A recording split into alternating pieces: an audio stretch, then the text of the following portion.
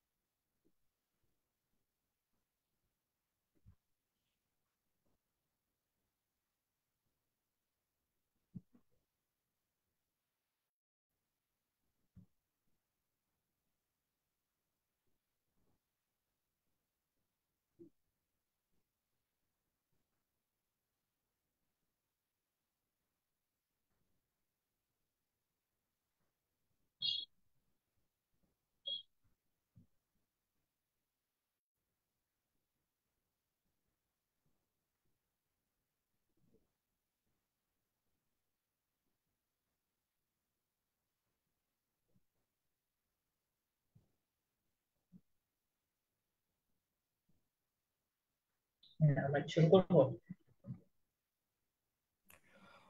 হ্যাঁ, আমরা শুরু করতে পারি।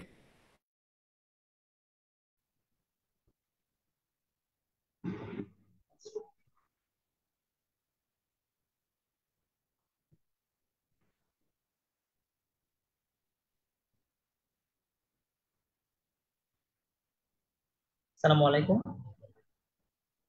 সুপ্রিয় চিকিৎসক বৃন্দ। সোশ্যাল এডুকেশনের এদের পক্ষ থেকে আপনাদের সবাইকে স্বাগতম জানাচ্ছি। আজকে লাইভে আপনাদের সাথে আছি আমি, ডক্টর মোহাম্মদ নাজমুল হুদা। আজকে মেইনলি যেই কারণে হচ্ছে লাইভটা করা, সেটা হচ্ছে আহ, খুব শীঘ্রই একটা বিসিএস এর ডেট দিয়ে দিল। তো অনেকেই হচ্ছে খুব প্যানিকড যে এত অল্প সময়ে কিভাবে প্রস্তুতিটা গোছানো হবে, বা কিভাবে প্রিপারেশনটা নিব, জিরো থেকে কিভাবে শুরু করব, এবং হচ্ছে এত ভাস্ট এত হিউজ একটা সিলেবাস এটা কিভাবে এক মাসের মধ্যে শেষ করা যাবে, যেখানে আমাদের ফার্স্ট প্রফ, সেকেন্ড প্রফ এবং হচ্ছে ফাইনাল প্রফের সব সাবজেক্ট গুলো এখানে থাকবে, এবং সব সাবজেক্ট থেকে হচ্ছে একটা প্রপোর্শনেট অনুপাতে হচ্ছে একটা কোশ্চেন হবে। তো এতগুলো বই, টোটাল 11টা subject: physiology, anatomy, biochemistry, pathology, pharmacology, forensic medicine, microbiology, community medicine and medicine, surgery and gynaecology and obstetrics. এই 11টা সাবজেক্টের পড়া কিভাবে এক মাসের মধ্যে শেষ করব, এটা নিয়ে অনেকের টেনশনে ঘুম হচ্ছে না, অনেকের হচ্ছে পড়াশোনা হচ্ছে না, অনেকে খুব ডিপ্রেশনে চলে গেছেন। তো তাদের কথা চিন্তা করে আসলে আজকের এই লাইভটা। তো আজকের লাইভ নেওয়ার উদ্দেশ্য হচ্ছে আপনাদেরকে মেন্টালি একটু রিলিফ দেওয়া, যে এক মাসেও যে সম্ভব, কিভাবে সম্ভব সেটা দেখানোর জন্যই হচ্ছে আজকের লাইভটা। তো আপনাদের যে সিলেবাসটা হচ্ছে বিসিপিএস থেকে, বিপিএসসি থেকে দেওয়া হয়েছে, সেই সিলেবাসের যে ইম্পর্টেন্ট টপিক গুলো, সেগুলো থেকে 100টা টপিক, ইম্পর্টেন্ট টপিক নিয়ে হচ্ছে আমাদের ক্লিনিক্যাল পার্টটা আমরা সাজিয়েছি। তো এই 100টা টপিক যদি আপনারা যদি পড়তে পারেন, টপ টু বটম যদি ভালো মতো করতে পারেন, ইনশাল্লাহ এখান থেকে আপনি 50-এ মিনিমাম 40 আপ আপনি মার্কস তুলতে পারবেন। মিনিমাম 40, লিস্ট 40 আপ আপনি কমন পাবেন। ঠিক আছে? তো আমরা শুরু করি যে ইম্পর্টেন্ট টপিক গুলো কি কি। তো এখন তো সিজন হচ্ছে ডেঙ্গুর সিজন। তো আপনাদের একটা মোস্ট ইম্পর্টেন্ট টপিক হচ্ছে ডেঙ্গু ফিভার। কারণ হচ্ছে যখন ডেঙ্গু আউটব্রেক হয়, তখন সারা বাংলাদেশে হচ্ছে ডেঙ্গু নিয়ে একটা মহামারী আকার ধারণ ধারণ করে। বিগত 2-3 বছরে খুব বেশি আকার ধারণ করছে। আগে শুধু দেখা যেত শুধু ঢাকা কেন্দ্রিক, কিন্তু এখন দেখা যাচ্ছে হচ্ছে আহ সারা বাংলাদেশেই হচ্ছে মানে ডেঙ্গুর প্রকোপটা আছে। ইভেন যে কোনো দ্বীপ দ্বীপ অঞ্চলেও দেখা যাচ্ছে ডেঙ্গু ফিভার পাওয়া যাচ্ছে। তো সেই ডেঙ্গু ফিভার থেকে আপনারা কি কি করবেন? তাহলে ডেঙ্গু ফিভার থেকে হচ্ছে আমরা যেটা করবো সেটা হচ্ছে, এখানে ডেঙ্গুর সেরোটাইপস গুলো, সেরোটাইপস হচ্ছে চারটা: ডেন 1, ডেন 2, ডেন 3 এন্ড ডেন 4। ক্লাসিফিকেশন বলতে হচ্ছে এখানে dengue fever, dengue haemorrhagic fever, dengue shock syndrome, ঠিক আছে? এগুলো পড়বো। ইনভেস্টিগেশনটা খুবই গুরুত্বপূর্ণ। ইনভেস্টিগেশনের মধ্যে আপনাদেরকে আসতে পারে হচ্ছে, যেমন হচ্ছে ডে 3 নিয়ে একটা ডেঙ্গু ফিভারের পেশেন্ট আসলো, তাহলে আপনি তাকে কি ইনভেস্টিগেশন দিবেন? তাকে কি অ্যান্টিবডি টেস্ট দিবেন নাকি হচ্ছে অ্যান্টিজেন দিবেন? তো আনসার হবে, বেস্ট আনসার যদি বলি তাহলে সেক্ষেত্রে হবে ডেঙ্গু NS1 অ্যান্টিজেন। তাহলে আমাদের প্রথম 4 দিনের মধ্যে যদি কোনো পেশেন্ট আসে সেক্ষেত্রে ডেঙ্গু NS1 অ্যান্টিজেন এই টেস্ট আমাদেরকে দিতে হবে। আচ্ছা, এরপরে হচ্ছে, এরপরে যদি আসি, এরপরে আসলে কি দিবেন? এরপরে আসলে হচ্ছে অ্যান্টিবডি টেস্ট দিব আমরা, ডেঙ্গু IgG এবং IgM। IgM বলতে বোঝাচ্ছে হচ্ছে এখন অ্যাকিউট, মানে এখন প্রেজেন্ট আছে, আর IgG হচ্ছে আগে ছিল, এটা। আর ম্যানেজমেন্টের ক্ষেত্রে হচ্ছে ফ্লুইড ম্যানেজমেন্ট হচ্ছে সবচেয়ে গুরুত্বপূর্ণ। কোন পেশেন্টটা কিভাবে দিব, হেমাটোক্রিট কত থাকলে আমরা ফ্লুইড স্টার্ট করব, হেমাটোক্রিট বাড়লে কেমন হবে, হেমাটোক্রিট কমলে কেমন হবে, আমরা কি কলয়েডাল সলিউশন কখন দেবো, জাস্ট এই জিনিসগুলো, মানে ডেঙ্গু নিয়ে হচ্ছে মোটামুটি যা যা পড়ার এগুলো সব পড়ে নিতে হবে। তাহলে আমাদের মোস্ট ইম্পর্টেন্ট একটা টপিক আমরা দেখলাম, এটা হচ্ছে ডেঙ্গু ফিভার। আচ্ছা, এরপরে চলে আসি হচ্ছে আমাদের এন্টেরিক ফিভার। তো এন্টেরিক ফিভার থেকে দেখেন পজিটিভ অর্গানিজম, তাহলে এন্টেরিক ফিভারের পজিটিভ অর্গানিজমটা আমাদেরকে জানতে হবে, যে সালমোনেলা টাইফি, প্যারাটাইফি, এগুলো হতে পারে। এরপর হচ্ছে ক্লিনিক্যাল ফিচারের মধ্যে যেটা ইম্পর্টেন্ট সেটা হচ্ছে এখানে উইক ওয়াইজ কিছু আহ, বিষয় থাকে, যেমন হচ্ছে ফার্স্ট ফার্স্ট ফার্স্ট উইকে আমরা কি কি পাবো, এরপর হচ্ছে এন্ড অফ ফার্স্ট উইকে আমরা কি কি পাবো, যেমন হচ্ছে রোজ স্পট যদি বলি এটা হচ্ছে এন্ড অফ ফার্স্ট উইকে আমরা পাবো, ঠিক আছে? এরপর হচ্ছে ফার্স্ট উইকে আমরা কি পাবো, ফিভার থাকবে, এরপর হচ্ছে হেডেক থাকবে, এই জিনিসগুলো পাবো। তাহলে হচ্ছে একটা বক্স আছে, ওই বক্সটা আমাদেরকে ভালো মতো পড়ে ফেলতে হবে। আচ্ছা, এরপর সেকেন্ড উইকে কি কি পাবো, ইনভেস্টিগেশনস আমরা কি কি করব, তার মধ্যে গোল্ড স্ট্যান্ডার্ড ইনভেস্টিগেশনটা কি সেটা আমাদেরকে জানতে হবে। এরপর কমপ্লিকেশনে কি কি পড়বো না পড়বো, ঠিক আছে, এগুলো আমাদেরকে জানতে হবে। এরপর হচ্ছে টিউবারকুলোসিস, আরেকটা গুরুত্বপূর্ণ টপিক হচ্ছে টিউবারকুলোসিস। তাহলে এই যে টিউবারকুলোসিস এর মধ্যে হচ্ছে পজিটিভ অর্গানিজম আমরা জানি মাইকোব্যাকটেরিয়াম টিউবারকুলোসিস। আচ্ছা, এরপরে এটার প্যাথোজেনেসিসটা আমাদেরকে জানতে হবে, ক্লিনিক্যাল ফিচার্স জানতে হবে, ইনভেস্টিগেশন জানতে হবে, ট্রিটমেন্ট জানতে হবে। তাহলে দেখেন ফিভার রিলেটেড হচ্ছে তিনটা, একটা হচ্ছে ডেঙ্গু ফিভার, একটা এন্টেরিক ফিভার, আর একটা হচ্ছে টিউবারকুলোসিস, যেটা হচ্ছে লো গ্রেড ফিভার পাওয়া যায়। তাহলে এই তিনটা টপিক আমাদেরকে ভালো মতো পড়তে হবে। এই তিনটা যদি ভালো মতো করি এখান থেকে আমরা মিনিমাম 2 থেকে 3টা কোশ্চেন আমরা পেয়ে যাবো। আচ্ছা, এরপরে চলে আসে হচ্ছে অ্যানিমিয়া। অ্যানিমিয়া হচ্ছে খুবই গুরুত্বপূর্ণ একটা টপিক, অ্যানিমিয়া। তাহলে এই অ্যানিমিয়াটা খেয়াল করেন, অ্যানিমিয়াতে হচ্ছে অ্যানিমিয়া, জন্ডিস এবং হচ্ছে কাফ। তাহলে এগুলো হচ্ছে সিমটম অ্যানালাইসিস থেকে হচ্ছে নেওয়া।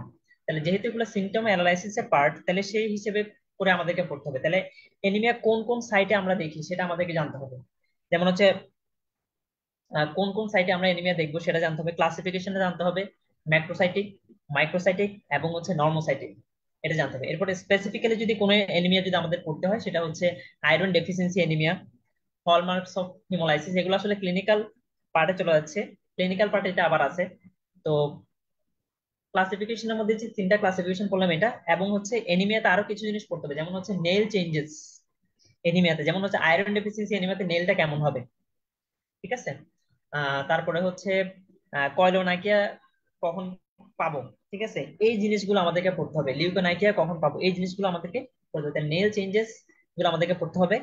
আর হচ্ছে জন্ডিস, এরপরে চলে আসি জন্ডিসের মধ্যে জন্ডিস কোন সাইটে আমরা দেখবো, কোন কোন আমাদের বডি পার্টস এর কোন কোন সাইটে আমরা দেখবো, ঠিক আছে? আমরা যেমন কি স্ক্লেরা, আপার স্ক্লেরাতে দেখি, এরপর হচ্ছে আমাদের টাঙে দেখি, এরপর হচ্ছে আমাদের হ্যান্ডে দেখি, এরপর স্কিনে দেখি। হ্যাঁ, তাহলে এই সাইট গুলো লাগবে। আচ্ছা, আর তার মধ্যে হচ্ছে মোস্ট ইম্পর্টেন্ট সাইট কোনটা, যেখানে জন্ডিস হলে অবশ্যই অবশ্যই পাওয়া যাবে, প্রথমে কোথায় অ্যাপিয়ার করবে, আপার স্ক্লেরাতে। তাহলে এগুলো হচ্ছে ডাইরেক্ট কোশ্চেন হিসেবে আসবে। ক্লাসিফিকেশন যদি বলি, ক্লাসিফিকেশন মধ্যে প্রি হ্যাপাটিক, হ্যাপাটিক এন্ড হচ্ছে পোস্ট হ্যাপাটিক, এই কোশ্চেন এভাবে করে কোশ্চেন আসতে পারে, যে প্রি হ্যাপাটিক এর কজ কি, পোস্ট হ্যাপাটিক এর কজ কি, এভাবে করে।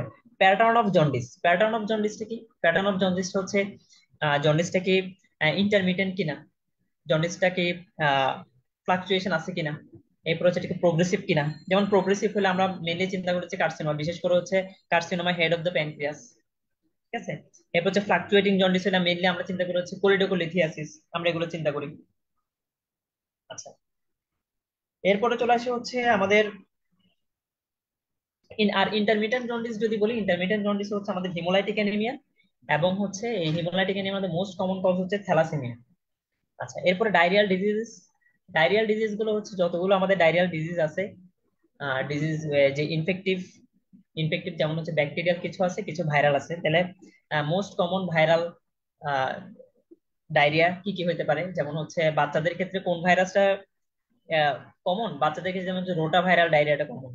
আবার হচ্ছে অ্যাডাল্টদের ক্ষেত্রে নরওয়ার্ড ভাইরাল ডায়রিয়াটা কমন। তাহলে এগুলো আমাদেরকে জানতে হবে। আচ্ছা, তো এইভাবে করে আমরা 100টা টপিক আমরা সাজাইছি। তো আচ্ছা, তো এখন দেখেন যে আমরা এই 100টা টপিক, এই 100 টপিক, এই ক্লিনিক্যাল টোটাল পার্টটা আমরা প্রথম 15 দিনে শেষ করে ফেলবো। প্রথম 15 দিন, টানা 15 দিনে 15টা ক্লাস হবে। 15টা ক্লাসের মধ্যে হচ্ছে এই 100টা টপিক তো থাকবে, আদার্স যে টপিক গুলো আছে সেগুলো। এই 100টা টপিক হচ্ছে জাস্ট আপনাদেরকে রিলিফ দেওয়ার জন্য যে এগুলো পড়বো, এগুলো আমরা বেশি বেশি গুরুত্ব দিয়ে পড়বো, এগুলো বেশি গুরুত্ব দিয়ে পড়বো। বাকিগুলো পড়বো, বাট বাকিগুলো মোটামুটি পড়বো। আর হচ্ছে এই টপিক গুলো দেওয়ার আরেকটা উদ্দেশ্য হচ্ছে যে আমাদের এক্সাম উইক যেটা, আমাদের তো মোটামুটি 1 মাসের মধ্যে আমরা শেষ করে ফেলবো সিলেবাসটা। শেষ করে ফেলার পরে এক্সামের যে উইকটা থাকবে, যে উইকে হচ্ছে এক্সাম হবে, সেই উইকের জন্য তো আমাদেরকে কিছু ইম্পর্টেন্ট জিনিস রাখতে হবে, যেগুলো হচ্ছে আমরা পরীক্ষার সময় এক নজরে দেখে নেবো। ওই সপ্তাহে শুধু ওই ইম্পর্টেন্ট জিনিসগুলো পড়বো।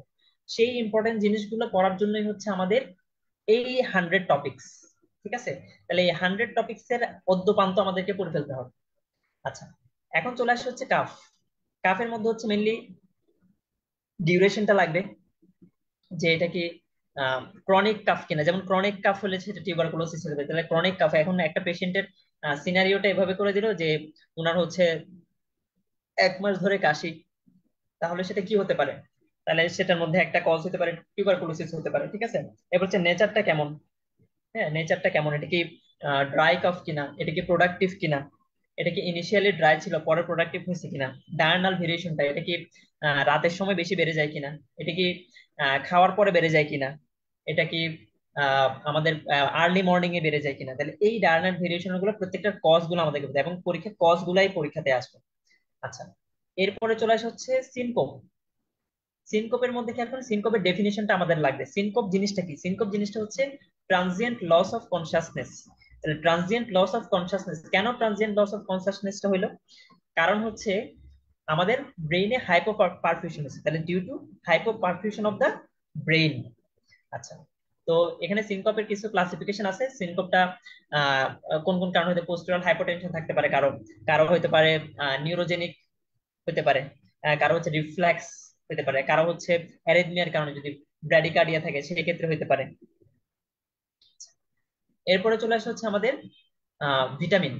ভিটামিনের মধ্যে হচ্ছে সলিউবিলিটি, এটা কি ফ্যাট সলিউবল কিনা, এটা কি ওয়াটার সলিউবল কিনা, এটা আমাদেরকে জানো। যেমন হচ্ছে ফ্যাট সলিউবল ভিটামিন গুলো কি কি, ADE, K, এডেক, এটা আমরা ছোটবেলার পরে এটা আমরা জানি। এরপর যে ডেফিসিয়েন্সি গুলো মনে রাখতে হবে ভিটামিন, যেমন হচ্ছে নিয়াসিন ডেফিসিয়েন্সি খুবই গুরুত্বপূর্ণ। নিয়াসিন ডেফিসিয়েন্সিতে কি কি ক্লিনিক্যাল ফিচার আমরা পাচ্ছি?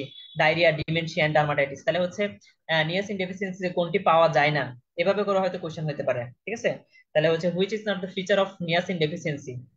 তাহলে diarrhoea, dementia, dermatitis, something on মার্কটা দিয়ে দিলে অপশন, সেটা আনসার হয়ে গেল। আচ্ছা, এরপর হচ্ছে vitamin B twelve deficiency. Vitamin B twelve ডেফিসিয়েন্সিতে কি কি হতে পারে? তাহলে ভিটামিন বি টুয়েলভ ডেফিসিয়েন্সিতে আমাদের আরবিসি মরফোলজিটা কেমন হবে, এটা কি মেগালোব্লাস্টিক হবে কিনা, মেগালোব্লাস্টিক হলে এমসিবিটা কত হতে পারে, এটা কি 120-এর হবে, 20-এর বেশি হবে কি, নাকি 100-র বেশি হলেই আমরা সেটাকে মেগালোব্লাস্টিক বলবো, সেটা জানতে হবে। ভিটামিন বি টুয়েলভ ডেফিসিয়েন্সি দেখার জন্য আমাদের কি কি ইনভেস্টিগেশন করতে হবে, ভিটামিন বি টুয়েলভ এসে এবং স্পেসিফিক টেস্ট কোনটা। এখানে ইনভেস্টিগেশন যেগুলো লিখছি, এখানে ইনভেস্টিগেশন গুলোর মধ্যে আপনাকে জানতে হবে হচ্ছে কোনটা স্ক্রিনিং টেস্ট, কোনটা ইনিশিয়াল টেস্ট, এবং হচ্ছে কোনটা কনফার্মেটরি টেস্ট, এবং হচ্ছে কোনটা গোল্ড স্ট্যান্ডার্ড টেস্ট। তাহলে এই টেস্ট গুলো এইভাবে, যে যে টেস্ট গুলো এইভাবে থাকবে, ওগুলা আমরা মেনশন করে দেবো পিডিএফ এর মধ্যে। আপনারা জাস্ট ওগুলো মুখস্থ করে ফেলবেন, ওগুলাই পরীক্ষাতে আসবে। এবার হচ্ছে ভিটামিন সি ডেফিসিয়েন্সিতে কি হতে পারে, ভিটামিন কে ডেফিসিয়েন্সিতে কি কি হতে পারে, ভিটামিন কে ডিপেন্ডেন্ট অ্যান্টিকোয়াগুলেন্ট গুলো কারা কারা, 2, 7, 9, 10, এগুলো হচ্ছে পরীক্ষাতে আসবে, এগুলো পরীক্ষার জন্য খুবই গুরুত্বপূর্ণ। আচ্ছা, এরপরে চলে আসে হচ্ছে যে নেফ্রোটিক এন্ড হচ্ছে নেফ্রাইটিক সিনড্রোম। তো নেফ্রোটিক এন্ড নেফ্রাইটিক সিনড্রোমের এখানে মেকানিজমটা লাগবে। তো মেকানিজমটা মেনলি কি, মেকানিজমটা হচ্ছে injury to the podocyte. Nephritic syndrome injury to the podocyte, আর নেফ্রোটিক সিনড্রোম মেনলি হচ্ছে ইনফ্লামেশনের কারণে হতে পারে। ঠিক আছে, ইনফ্লামেশনের কারণে হতে পারে। তো এখন ক্লিনিক্যাল প্রেজেন্টেশনটা কিরকম, যেমন হচ্ছে নেফ্রাইটিক সিনড্রোমে কি কি থাকে, হেমাচুরিয়া থাকে, হাইপারটেনশন থাকে, অলিগিউরিয়া থাকে, ফ্লুইড রিটেনশন থাকতে পারে। এগুলো হচ্ছে নেফ্রাইটিক সিনড্রোমের প্রেজেন্টেশন। তাহলে which is the presentation of nephritic syndrome. তো ওখানে দেখা গেল বাকিগুলো সব নেফ্রোটিক সিনড্রোমে দিল, একটা নেফ্রাইটিক সিনড্রোমের প্রেজেন্টেশন দিল, ওটাই আনসার হবে। এখন নেফ্রোটিক সিনড্রোমের প্রেজেন্টেশন গুলো কি? নেফ্রোটিক সিনড্রোমের যে প্রেজেন্টেশন সেগুলোর মধ্যে হচ্ছে হাইপোঅ্যালবুমিনিমিয়া, এরপরে হচ্ছে অ্যাভিড সোডিয়াম রিটেনশন, এরপরে হচ্ছে হাইপার কোলেস্টেরোলিমিয়া। অ্যাভিড সোডিয়াম রিটেনশন মানে হচ্ছে অ্যাভিড সোডিয়াম রিটেনশনের কারণে হচ্ছে ইডেমা ডেভেলপ করে, তারা হাইপোঅ্যালবুমিনিমিয়া, এরপরে হচ্ছে ইডেমা, এরপর হচ্ছে হাইপার কোলেস্টেরোলিমিয়া, হাইপার কোয়াগুলেবিলিটি, এরপরে হচ্ছে মোটামুটি এরপরে হচ্ছে এটার কারণে ইনফেকশনও থাকতে পারে, তাহলে ইনফেকশন, এগুলো সবগুলো হচ্ছে কনসিকোয়েন্স। তাহলে নেফ্রোটিক সিনড্রোমের কনসিকোয়েন্স বলি বা প্রেজেন্টেশন বলি, তাহলে এগুলোই পরীক্ষাতে আসবে। আচ্ছা, এরপরে চলে আসছে ইনভেস্টিগেশন। তাহলে নেফ্রাইটিক সিনড্রোমে আমরা কি কি ইনভেস্টিগেশন করব, নেফ্রোটিক সিনড্রোমে আমরা কি কি ইনভেস্টিগেশন করব? কারণ এখানে নেফ্রাইটিক যখন আমি চিন্তা করব, নেফ্রাইটিকের কিছু প্রেজেন্টেশন আছে, যেমন হচ্ছে নেফ্রাইটিকের প্রেজেন্টেশন গুলো হচ্ছে, একটা হচ্ছে র্যাপিডলি প্রোগ্রেসিভ গ্লোমেরুলোনেফ্রাইটিস। তাহলে র্যাপিডলি প্রোগ্রেসিভ গ্লোমেরুলোনেফ্রাইটিস আবার বিভিন্ন পার্ট আছে, অংশ আছে, তাহলে সেই অংশগুলো আমাদেরকে পড়তে হবে, সেগুলোর স্পেসিফিক ইনভেস্টিগেশন গুলো আমাকে জানতে হবে। যেমন হচ্ছে আমি যদি একটা এক্সাম্পল দিই, যেমন পোস্ট ইনফেকশাস গ্লোমেরুলোনেফ্রাইটিস, এটার জন্য আলাদা একটা ইনভেস্টিগেশন। আবার মনে করেন ভাস্কুলাইটিস যদি হয়, তাহলে পিএনকা সিএনকা এটা করতে হবে, তাহলে এটা একটা নেফ্রাইটিক সিনড্রোমের একটা প্রেজেন্টেশন। এরপর মাইল্ড প্রেজেন্টেশনের মধ্যে আইজি নেফ্রোপ্যাথি আছে। তাহলে এই জিনিসগুলো আলাদা আলাদা করে প্রত্যেকটাকে ভাগ করে দেন হচ্ছে টপিক গুলো আমাদেরকে পড়তে হবে, এবং কার জন্য কোন ইনভেস্টিগেশন স্পেসিফিক সেটা আমাদেরকে পড়তে হবে। আচ্ছা, তো এগুলো সবগুলো হচ্ছে ছকের মধ্যে দেওয়া আছে, একটা ছকে ডেভিডসনের একটা ছকে দেওয়া আছে, ওই ছকটা মুখস্থ করতে পারলেই হয়ে গেল। আচ্ছা, এরপরে চলে আসে হচ্ছে নেফ্রোটিক সিনড্রোম। নেফ্রোটিক সিনড্রোমও সেম, নেফ্রোটিক সিনড্রোমের মধ্যে মিনিমাল চেঞ্জ ডিজিজ, তারপরে হচ্ছে ফোকাল সেগমেন্টাল গ্লোমেরুলোস্ক্লেরোসিস, এরপর হচ্ছে মেমব্রেনাস নেফ্রোপ্যাথি, এরপর হচ্ছে ডায়াবেটিক নেফ্রোপ্যাথি। ডায়াবেটিক নেফ্রোপ্যাথি, একটা পেশেন্টের মনে করেন 10 বছর বা তার বেশি ধরে ডায়াবেটিস, তাহলে তার তার যদি নেফ্রোটিক সিনড্রোম যদি হয়, তাহলে সে ডায়াবেটিক নেফ্রোপ্যাথি হওয়ার সম্ভাবনা বেশি থাকে। এই জিনিসগুলো লাগে। এরপরে চলে আসে হচ্ছে ইউটিআই। ইউটিআই, তাহলে ইউটিআই এর মধ্যে দেখেন ইউটিআই পজিটিভ অর্গানিজমস গুলো আমাদের জন্য দরকার। পজিটিভ অর্গানিজম যেমন হচ্ছে মোস্ট কমন পজিটিভ অর্গানিজমসটা কি সেটা আমাকে জানতে হবে। এখানে ইকোলাই দিয়ে সবচেয়ে বেশি হয়, এরপর হচ্ছে স্ট্রেপ্টোকক্কাস দিয়ে হতে পারে, স্টাফিলোকক্কাস দিয়ে হতে পারে, রিসেন্টলি হচ্ছে ক্ল্যাবসিয়েলা দিয়ে হচ্ছে বেশি হচ্ছে। ঠিক আছে, তাহলে অ্যাটিপিক্যাল কি কি ইউরিনারি ট্র্যাক্ট ইনফেকশন করতেছে, অ্যাটিপিক্যাল অর্গানিজম কি কি সেটা আমাকে জানতে হবে, কোনটা মোস্ট কমন সেটা আমাকে জানতে হবে, এবং ফিমেলদের ইউরিনারি ট্র্যাক্ট ইনফেকশনটা কেন বেশি হয় সেটা আমাদেরকে জানতে হবে, এবং ইউরিনারি ট্র্যাক্ট ইনফেকশন হলে কি কি ক্লিনিক্যাল ফিচার আমরা পাবো, যেমন হচ্ছে বার্নিং সেন্সেশন থাকতে পারে, তারপর হচ্ছে লোয়ার অ্যাবডোমিনাল পেইন থাকতে পারে, ইউরিনারি ফ্রিকোয়েন্সিটা বেড়ে যেতে পারে। এই জিনিসগুলো আমাদেরকে জানতে হবে, এবং হচ্ছে যে এদের হচ্ছে ট্রিটমেন্টটা আমাকে জানতে হবে। এরপর দেখেন prophylactic measure to be adopted by women with recurrent UTI. তাহলে রিকারেন্ট ইউটিআই হলে কি কি প্রোফাইল্যাক্টিক মেজার আমাদেরকে নিতে হবে সেটা আমাদেরকে করতে হবে। এরপরে চলে আসেন হচ্ছে rheumatic fever and heart disease. তো rheumatic fever and heart disease এর মধ্যে হচ্ছে দেখেন প্যাথোজেনেসিসটা আমাদেরকে বলতে হবে, কেন রিউমেটিক ফিভারটা হইলো, আহ, কোন অর্গানিজমের কারণে হয়েছে, এবং এটা কতদিনের মাথায় হয়েছে, এই পুরো প্যাথোজেনেসিসটা আমাদেরকে পড়তে হবে। এরপরে রিউমেটিক ফিভারের একটা ক্রাইটেরিয়া আছে, সবচেয়ে মোস্ট ইম্পর্টেন্ট ক্রাইটেরিয়া, যেখান থেকে পরীক্ষা আপনি কোশ্চেন পাবেনই, অবশ্যই কোশ্চেন পাবেন, মানে rheumatic fever and heart disease এই টপিকটা দিছেই হচ্ছে ওই বক্সটা থেকে কোশ্চেন দেওয়ার জন্য। জোনস ক্রাইটেরিয়া, জোনস ক্রাইটেরিয়া থেকে অবশ্যই অবশ্যই আপনি কোশ্চেন পাবেন। এখানে কিছু মেজর ক্রাইটেরিয়া আছে এবং কিছু মাইনর ক্রাইটেরিয়া আছে। মেজর ক্রাইটেরিয়া এবং মাইনর ক্রাইটেরিয়া দুইটাই আমাদেরকে খুব ভালো মতো মুখস্থ করে ফেলতে হবে। মেজর ক্রাইটেরিয়া কি কি সেগুলো মুখস্থ করতে হবে, মাইনর ক্রাইটেরিয়া কি কি সেগুলো মুখস্থ করতে হবে। আচ্ছা, এরপরে চলে আসি হচ্ছে ক্রনিক রিউমেটিক হার্ট ডিজিজ। তাহলে ক্রনিক রিউমেটিক হার্ট ডিজিজ আমাদের জন্য আরেকটা গুরুত্বপূর্ণ টপিক। এটা আমাদের জন্য খুবই আহ গুরুত্বপূর্ণ, কারণ হচ্ছে ক্রনিক রিউমেটিক হার্ট ডিজিজ যে কি হয়, একটা ভালভুলার ডিজিজ হয় ক্রনিক রিউমেটিক হার্ট ডিজিজ যাদের থেকে, বিশেষ করে সেটাকে বলা হচ্ছে এমএস।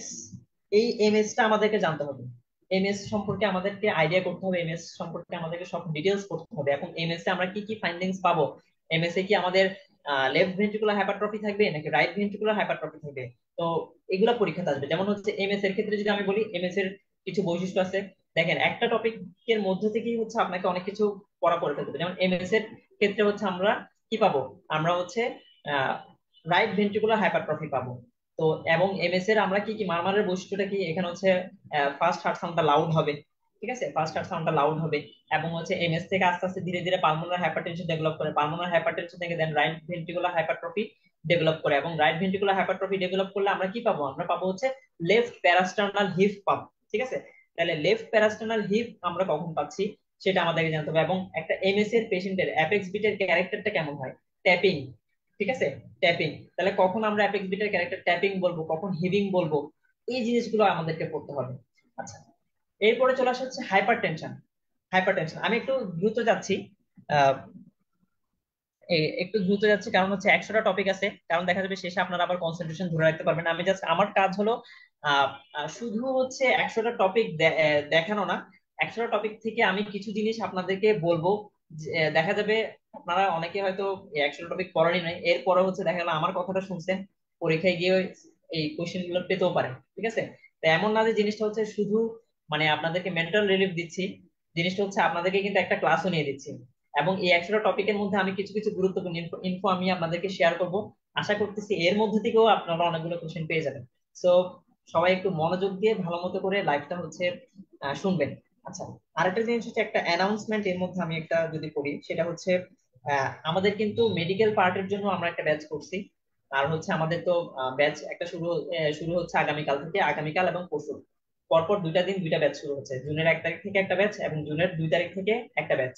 এবং আমাদের আজকে পর্যন্ত এখনো পর্যন্ত আমাদের ডিসকাউন্ট আমরা রাখছি 1 তারিখ পর্যন্ত। আপনারা চাইলে 3060 টাকা দিয়ে এখানে ভর্তি হয়ে যেতে পারেন। Class general part, general part এবং হচ্ছে মেডিকেল পার্ট দুটাই পাবেন। এবং হচ্ছে আমরা 1 মাসের মধ্যে এটা আমরা শেষ করে দিব। এবং হচ্ছে আমরা আহ, 2টা ক্লাস হবে, একটা হচ্ছে সন্ধ্যায় ক্লাস হবে আর একটা হচ্ছে রাত 10টায় ক্লাস হবে। টোটাল 2টা করে ক্লাস হবে, একটা জেনারেল পার্ট একটা মেডিকেল পার্ট। তাহলে আপনাদের আহ, আপনাদের তাহলে একটু আম, সুবিধা হবে আর কি, যে আহ, একসাথে হচ্ছে জেনারেল এবং মেডিকেল দুইটাই আমরা হচ্ছে পেয়ে যাচ্ছি। আচ্ছা, তো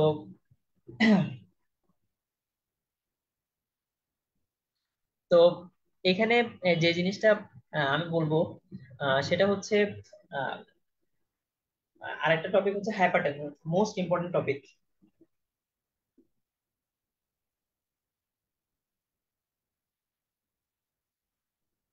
এক মিনিট।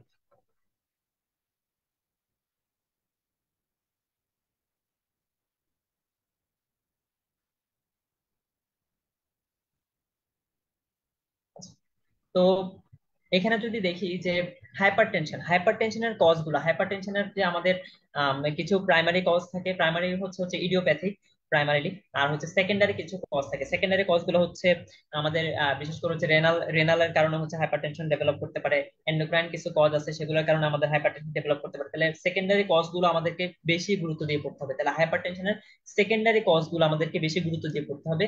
এবং হচ্ছে হাইপারটেনশন আমরা কখন বলবো, কখন ব্লাড প্রেশার কতর উপরে গেলে আমরা হাইপারটেনশন বলবো, কখন আমরা ম্যালিগন্যান্ট হাইপারটেনশন বলবো, কখন আমরা হাইপারটেনসিভ আর্জেন্সি বলবো, এই জিনিসগুলো আমাদেরকে বলতে হবে। যেমন হচ্ছে আমাদের হাইপারটেনসিভ ম্যালিগন্যান্সি, ম্যালিগন্যান্সি যদি আমি বলি তাহলে সেই ক্ষেত্রে হচ্ছে আমাদের অর্গান ড্যামেজ থাকবে। যেমন হাইপারটেনসিভ আর্জেন্সিতে খালি বিপিটা বাড়ছে কিন্তু এন্ড এন্ড অর্গান কোনো ড্যামেজ হয়নি। এই জিনিসগুলো আমাদেরকে একটু আহ করতে হবে।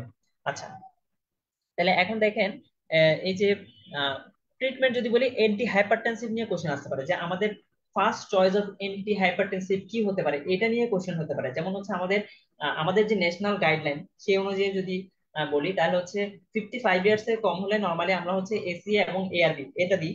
55 ইয়ার্স এর বেশি হলে সেক্ষেত্রে আমরা দিই হচ্ছে ক্যালসিয়াম চ্যানেল ব্লকার দিচ্ছি। আচ্ছা, আর এই দুইটার যে কোনো একটাতে যদি কন্ট্রোল না হয়, তাহলে দ্বিতীয় স্টেপে হচ্ছে আমরা দুটাকে কম্বিনেশন করে দিচ্ছি, অর্থাৎ এসি ইনহিবিটর এন্ড হচ্ছে ক্যালসিয়াম চ্যানেল ব্লকার, এই দুটাকে আমরা কম্বাইন করে দিচ্ছি। আচ্ছা, এখন যদি কোনো একটা পেশেন্টের এইজ হচ্ছে 60 ইয়ার্স, মানে পরীক্ষাতে এভাবে করে আসতে পারে 60 years old patient came to you with hypertension, তাহলে হচ্ছে বা ব্লাড প্রেশার মেনশন করে দিল 160/80। ঠিক আছে, এভাবে করে মেনশন করে দিল with diabetes and patient also had diabetes, তাহলে আপনি কি দিবেন এখানে? যদি পেশেন্টের যদি ডায়াবেটিস থাকে তাহলে কিন্তু আমরা ক্যালসিয়াম চ্যানেল ব্লকার আর দিব না, তখন আমাদের চয়েস অফ অ্যান্টি হাইপারটেনসিভ হবে হচ্ছে এসি ইনহিবিটর বা এআরবি। ঠিক আছে, এগুলো আমরা দিব।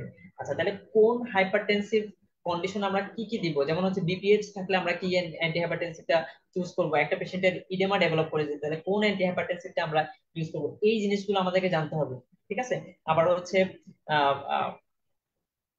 কোন অ্যান্টিহাইপারটেনসিভটা প্রেগনেন্সিতে কন্ট্রাইন্ডিকেটেড সেটা আমাদেরকে জানতে হবে। আচ্ছা, এরপরে চলে আসে হচ্ছে আমাদের অ্যারিথমিয়াটা। অ্যারিথমিয়ার মধ্যে দেখেন, অ্যারিথমিয়াটা হচ্ছে এট্রিয়াল ফিব্রিলেশনটা খুবই গুরুত্বপূর্ণ। এট্রিয়াল ফিব্রিলেশন থেকে কিন্তু পরীক্ষাতে কোশ্চেন আসবে। ঠিক আছে, এট্রিয়াল ফিব্রিলেশনের বিশেষ করে কজ গুলো আসবে। এট্রিয়াল ফিব্রিলেশনের কজ, অথবা হচ্ছে একটা ইসিজি ফাইন্ডিংস আমাকে বললো যে একটা পেশেন্টের হচ্ছে পালস হচ্ছে ইরেগুলার। ঠিক আছে, ইরেগুলার একটা পালস নিয়ে আসে, তাহলে কি হবে? তাহলে এট্রিয়াল ফিব্রিলেশনের কজ গুলো আমাদেরকে জানতে হবে, কি কি কারণে এট্রিয়াল ফিব্রিলেশন হয় সেটা জানতে হবে। এবং হচ্ছে এট্রিয়াল ফিব্রিলেশন যদি থাকে তাহলে আমাদের জেভিপিটা কেমন হবে, জেভিপি জুগুলার ভেনাস প্রেশারটা কেমন হবে। আমাদের কি এখানে আমাদের এই ওয়েভ, যে জুগুলার ভেনাস প্রেসারে কিছু ওয়েভ থাকে, তাহলে এই ওয়েভটা কি আমরা পাবো কি পাবো না? তাহলে অ্যাবসেন্ট এ ওয়েভ পাবো। ঠিক আছে, এট্রিয়াল ফিব্রিলেশনে অ্যাবসেন্ট এ ওয়েভ পাবো। আবার হচ্ছে ইসিজি তে কি পাবো, ইসিজি তে কিন্তু আমরা পি অ্যাবসেন্ট থাকবে, ইসিজি তে পি অ্যাবসেন্ট থাকবে। ফিব্রিলেটেড ওয়েভের মতো দেখা যাবে জিনিসটাকে, মানে আমাদের নর্মাল সাইনাসের যে পি, ওই পি এর মতো আমরা পি পাবো না। এবং হচ্ছে আমাদের রিদমটা ইরেগুলার থাকবে। এরপরে সাইনাস অ্যারিথমিয়া কি? সাইনাস অ্যারিথমিয়া মানে, সাইনাস মানে হচ্ছে আমাদের অ্যাট্রিয়াম, মানে এস এনোড থেকে হচ্ছে সিগন্যালটা যাচ্ছে, তার মানে হচ্ছে পিটা সুন্দর মতো থাকবে। অ্যারিথমিয়া তাহলে ব্র্যাডিকার্ডিয়া হলে জাস্ট খালি রেটটা কম, আর ট্যাকিকার্ডিয়া হলে জাস্ট রেটটা বেশি। এরপর হচ্ছে এট্রিও ভেন্ট্রিকুলার ব্লক। এট্রিও ভেন্ট্রিকুলার ব্লক, তাহলে ব্লকের মধ্যে হচ্ছে এভি ব্লক। তাহলে হচ্ছে ফার্স্ট ডিগ্রি হার্ট ব্লক কোনটা, সেখানে কি হয়, সেখানে কি পিয়ার ইন্টারভাল কি লং হয় নাকি শর্ট হয়, প্রলং হয় নাকি শর্ট হয়, এটা আমাদেরকে জানতে হবে। এরপর হচ্ছে টাইপ 2 এর মধ্যে, সেকেন্ড ডিগ্রি হার্ট ব্লকের মধ্যে হচ্ছে আমাদের মুভিস টাইপ 1 এবং 2, এগুলোর ক্যারেক্টারিস্টিক্স গুলো বলতে হবে। এরপর হচ্ছে থার্ড ডিগ্রি, বিশেষ করে কমপ্লিট হার্ট ব্লকটা পরীক্ষাতে আসার সম্ভাবনা খুবই বেশি।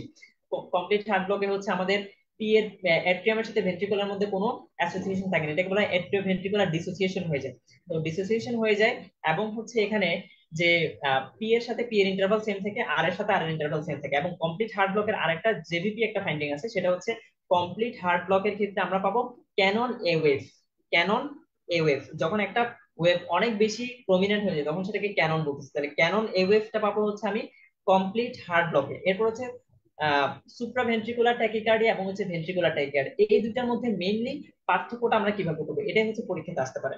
যে সুপ্রাভেন্ট্রিকুলার ট্যাকিকার্ডিয়া না কেন, বা ভেন্ট্রিকুলার ট্যাকিকার্ডিয়া কেন, এই জিনিসগুলো আমাদেরকে জানতে হবে। তাহলে ভেন্ট্রিকুলার ট্যাকিকার্ডিয়ার কিছু স্পেশাল ফিচার আছে, তার মধ্যে কিছু প্যাথোনমিক ফিচার আছে। প্যাথোনমিক ফিচারের মধ্যে কি কি আছে? একটা হচ্ছে এবি ডিসোসিয়েশন। প্যাথোনমিক ফিচার, এটা কিন্তু ডিরেক্ট এভাবে কোশ্চেন আসবে যে ভেন্ট্রিকুলার ট্যাকিকার্ডিয়ার প্যাথোনমিক ফিচার কোনটা। তাহলে আনসার হবে হচ্ছে আপনাদের কি আনসার হবে, এবি ডিসোসিয়েশন। আরেকটা আনসার হইতে পারে, যদি এটা যদি অপশনে না থাকে, ক্যাপচার বিট ফিউশন বিট। আমি বারবার করে বলতেছি, আপনাদেরও কিছু পড়া হয়ে গেল। ক্যাপচার বিট ফিউশন বিট, এটা হচ্ছে আমাদের প্যাথোনমিক ফিচার। আচ্ছা, এরপরে চলে আসেন হচ্ছে যে,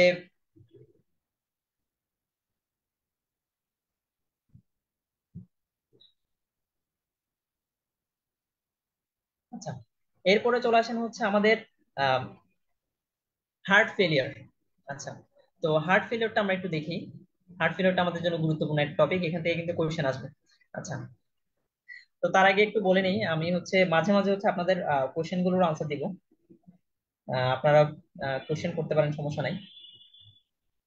আচ্ছা, তো কোশ্চেনের মধ্যে হচ্ছে একজন কোশ্চেন করছিল হচ্ছে আমরা যে ব্যাচটা শুরু করতেছি এখানে আমাদের পিডিএফটা কি, আমাদের যে লাইভ ক্লাসগুলো কি রেকর্ডেড থাকবে না? হ্যাঁ, অবশ্যই রেকর্ডেড থাকবে ভাইয়া।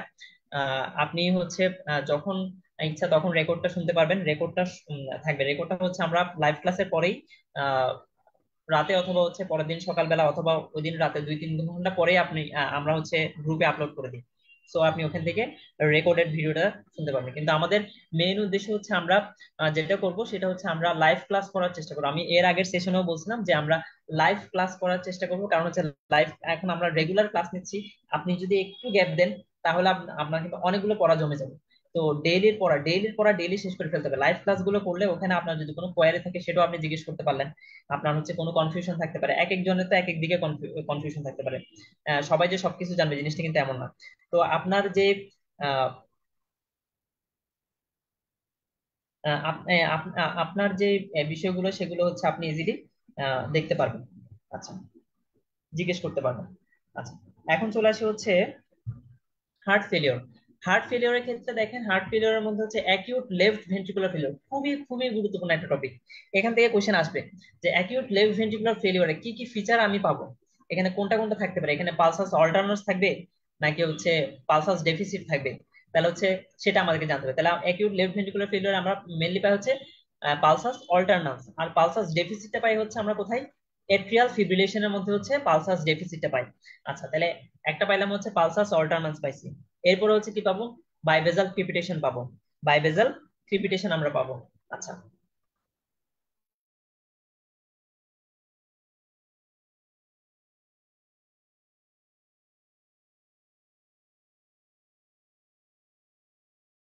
রিদম পাবো। তাহলে এই জিনিসগুলো হচ্ছে অ্যাকিউট লেফট ভেন্ট্রিকুলার ফেলিওর।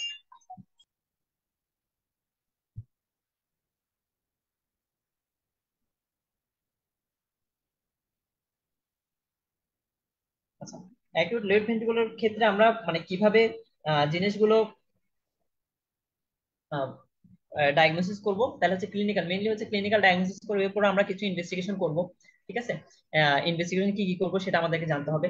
আচ্ছা, এরপরে চলে আসছে কনজেস্টিভ কার্ডিয়াক ফেলিওর বা রাইট হার্ট ফেলিওর। যদি আমি বলি, রাইট হার্ট ফেলিওরের তিনটা জিনিস আমাদেরকে জানতে হবে, ট্রায়াড ট্রায়াড বলবো আমরা এটাকে। তাহলে একটা হচ্ছে টেন্ডার হ্যাপাটোমেগালি থাকবে, রেইজড জুগুলার ভেনাস প্রেসার থাকবে, আর একটা হচ্ছে ইডেমা থাকবে। তাহলে হচ্ছে তিনটা জিনিস, একটা হচ্ছে ইডেমা, লেগ ইডেমা থাকবে, আর একটা হচ্ছে টেন্ডার হ্যাপাটোমেগালি থাকবে, আর একটা হচ্ছে আমাদের আহ ব্রেস্ট জুগুলার ভেনাস প্রেসার। তাহলে এই তিনটা টপিক, এই তিনটা জিনিস হচ্ছে আমরা কনজেস্টিভ কার্ডিয়াক ফেলিওরের মধ্যে আমরা পাবো। আচ্ছা, এরপরে হচ্ছে একজন বলছে হচ্ছে আচ্ছা, আমি মাঝে মাঝে হচ্ছে একটু কোশ্চেনের আনসার গুলো করবো, তাহলে হচ্ছে আপনাদেরও সুবিধা হবে, কারণ আমি তো অনেকগুলো কোশ্চেন আনসার একসাথে করতে পারবো না। আচ্ছা, এখন এই একজন বলছে হচ্ছে যে scenario based long stem question থাকতে পারে কিনা। অবশ্যই scenario based long long stem question থাকতে পারে। সিনারিও বেসড কয়েকটা, মানে সিনারিওটা এত বেশি বড় হবে না যে আমাদের এফসিএস পার্ট ওয়ানে যেভাবে সিনারিও থাকে ওই ধরনের সিনারিও, মানে মেনলি হচ্ছে বলতে হচ্ছে আহ, কোনটা হচ্ছে কনফার্মেটরি টেস্ট, অথবা হচ্ছে একটা পেশেন্ট যে কিছুক্ষণ আগে আমি বললাম যে ডায়াবেটিস এবং হাইপারটেনশন নিয়ে আসে, তাহলে চয়েস অফ অ্যান্টি হাইপারটেনসিভ কি, মানে ছোট ছোট সিনারিওটা হবে, বাট সিনারিওটা মানে খুবই ছোট ছোট হবে, সংক্ষিপ্ত একটা সিনারিও হবে। ঠিক আছে, তো এই ধরনের সিনারিও বেসড হবে, বাট সেটা ছোট ছোট হবে। আচ্ছা, এরপরে হচ্ছে একজন জিজ্ঞেস করছে বিডিএস ইনক্লুডেড কিনা। এটা আসলে সোলি শুধু এমবিবিএস দের জন্য। এখানে হচ্ছে জেনারেল পার্ট এন্ড হচ্ছে মেডিকেল, মানে এমবিবিএস পার্ট, এই দুটা হচ্ছে থাকবে আর কি। আচ্ছা, ক্লাস ডিউরেশনটা হচ্ছে আমাদের 2 থেকে 2.5 ঘন্টা থাকবে। ম্যাক্সিমাম টাইমিং হচ্ছে 2 ঘন্টার মধ্যে শেষ হবে, কারণ আমরা টপিক গুলো এইভাবে করে সাজাইছি যে 2 ঘন্টার মধ্যে যাতে শেষ হয়ে যায়, আপনাদের মধ্যে যাতে মাথার উপর যাতে কোনো প্রেশার না পড়ে আর কি। ঠিক আছে, এখানে মেইন একটা উদ্দেশ্য হচ্ছে যে রেগুলারিটি মেনটেন করা। রেগুলারিটি মেনটেন করলে আপনারা সবকিছু পারবেন। মানে এই মেডিকেল পার্ট বলেন বা জেনারেল পার্ট বলেন, এগুলো কিছু না, এগুলো জাস্ট খালি একটা আপনি যত টেনশন করবেন তত মনে হবে না আমি তো পিছিয়ে যাচ্ছি। এখন আহ, কিছু মোটিভেশনাল যদি কথা বলতে চাই, সেক্ষেত্রে হচ্ছে আমাকে এক ভাই বলছিল আর কি, আমি যখন এফসিপিএস পরীক্ষা দিচ্ছিলাম, তো ভাইয়া বলছিল হচ্ছে যে আহ, তুমি যদি লাস্ট 15 দিন যদি 15 ঘন্টা করে যদি পড়ো, তোমার আগে থেকে কোনো প্রিপারেশন, লাস্ট 15 দিন যদি 15 ঘন্টা করে যদি পড়তে পারো, তাহলে তোমার কিন্তু এফসিপিএস হয়ে যেতে পারে। ঠিক আছে, এফসিপিএস হয়ে যেতে পারে, এটা একটা সম্ভাবনা। তো আমার কাজ হচ্ছে, আমি হচ্ছে যারা হচ্ছে সিনিয়র, যারা হচ্ছে মানে খুব ভালো সিনিয়র, তাদের কাছ থেকে ভালো একটা পরামর্শ নিতাম। সব সিনিয়রের কাছ থেকে নিতাম না, যারা যারা ভালো পরামর্শ দেয় তাদের কাছ থেকে হচ্ছে ভালো ভালো আমি পরামর্শগুলো নিতাম এবং সবগুলো ফলো করতাম। আমি কিন্তু মানে যখন প্রথমবার যখন পরীক্ষা দিচ্ছিলাম এফসিপিএস এর জন্য, তো আমার প্রিপারেশন একদমই ছিল না, মানে আমি জাস্ট তখন মাত্র দিব আর কি পরীক্ষাটা। তো আমার কোনো প্রিপারেশন, আমি বই ধরিই নাই। তো এরপরও ভাইয়ের কথা চিন্তা করে হচ্ছে আমি লাস্ট 15 দিনে 15 ঘন্টা করে পড়ার চেষ্টা করছি। যদিও 15 ঘন্টা করে পড়তে পারিনি, 15 ঘন্টা করে পড়তে পারিনি, এরপরেও হচ্ছে আমার মানে জাস্ট খুবই অল্পের জন্য আমি মিস করছি। তো আপনারাও যদি আমাদের যে দিক নির্দেশনা আমরা যেটা দিব সেটা যদি ফলো করতে পারেন, এফসিপিএস এ তো 70% মার্কস পেয়ে পাস করতে, এখানে তো আপনাকে 70% মার্কস পেয়ে পাস করতে পারেন, এখানে আপনি 55 to 60% মার্কস পেলে আপনি পাস। পাস কি আপনি মানে ক্যাডারই হয়ে যাবেন। তাহলে সেই ক্ষেত্রে আমরা যে ইনস্ট্রাকশন গুলো দিব সেগুলো যদি একটু যদি ফলো করতে পারেন, একটু যদি রেগুলারিটি মেনটেন করতে, 1 মাস ধরে সবকিছু বাদ দিয়ে দেন, 1 মাস সবকিছু বাদ দিয়ে দেন, আপনি তো আহ, অন্যান্য কিছু করতে পারবেনই, কোনো সমস্যা নাই। আর হচ্ছে যারা ইন্টার্নশিপ করতেছেন, ইন্টার্ন যারা আছেন তারাও হচ্ছে আহ, আপনাদের ইন্টার্নশিপের সময় যে ডিউটিতে থাকে সব সময় তো পেশেন্ট থাকে না। তো যে সময় পেশেন্ট থাকে না বা যে সময় অফ থাকে সেই সময় বই নিয়ে একটু দেখেন, বইগুলো একটু পড়েন, বা ক্লাসগুলো যদি রেকর্ডেড থাকে একটা ব্লুটুথ হেডফোন কিনে নিবেন, ব্লুটুথ ইয়ারবাডস গুলো কিনে নিয়ে এগুলো হচ্ছে কানের মধ্যে লাগিয়ে রাখবেন। এগুলো শুনতে শুনতে আপনি রাউন্ড দিচ্ছেন, এগুলো শুনতে শুনতে কাজ করতেছেন, কোনো সমস্যা নাই, মাথায় যতটুকু ঢুকে ততগুলো বারবার শুনবেন, তাহলে হচ্ছে আপনার পড়ালেখাটা ইজি হয়ে যাবে। ঠিক আছে, কারণ ইন্টার্নশিপের মধ্যে একটু প্রেশার থাকে, বাট প্রেশারের মধ্যেও আমাকে করে যেতে হবে, কারণ আমাকে তো লাইফে একটু সাকসেসফুল হইতে হবে। সাকসেসফুল হইতে গেলে আমাকে সব দিক দিয়ে একটু চিন্তা করতে হবে। আমি তো এক বেশি চিন্তা করলে হবে না। আমি শুধু ইন্টার্নশিপের কথাই চিন্তা করে গেলাম, কিন্তু আমার ফিউচার প্ল্যানের কথা আমি চিন্তা করলাম না, তাহলে তো আমি সাকসেস হতে পারবো না। আচ্ছা। আহ,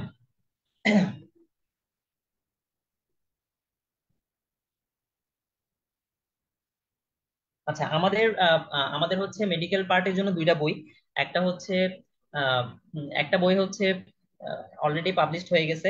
এটা আপনারা নিতে পারেন, পার্ট ওয়ান, যেখানে হচ্ছে মেডিসিন থাকবে, ফিজিওলজি থাকবে, প্যাথোলজি থাকবে, এবং হচ্ছে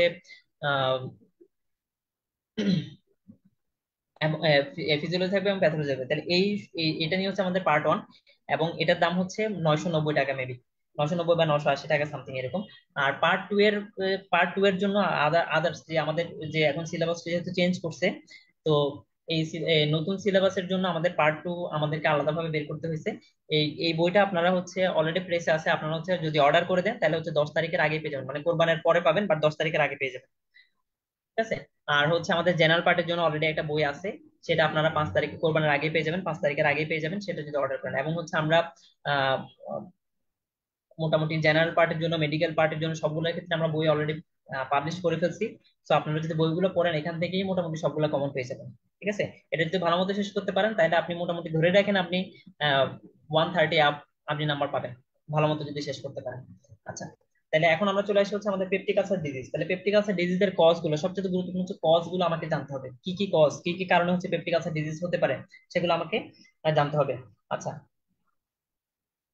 আচ্ছা, একটা গুরুত্বপূর্ণ কোশ্চেন করছে যে ইন্টার্নশিপ শুরু করবে যারা, তারা কি বিসিএস দিতে পারবে কিনা। এটা কিন্তু খুবই গুরুত্বপূর্ণ কোশ্চেন। আচ্ছা, যাই হোক, আমাদের যখন রিটেন পরীক্ষা চলতেছিল, তখনই হচ্ছে আমি হচ্ছে বিসিএস এ অ্যাপ্লাই করি। অ্যাপিয়ার দিয়ে হচ্ছে অ্যাপ্লাই করছি।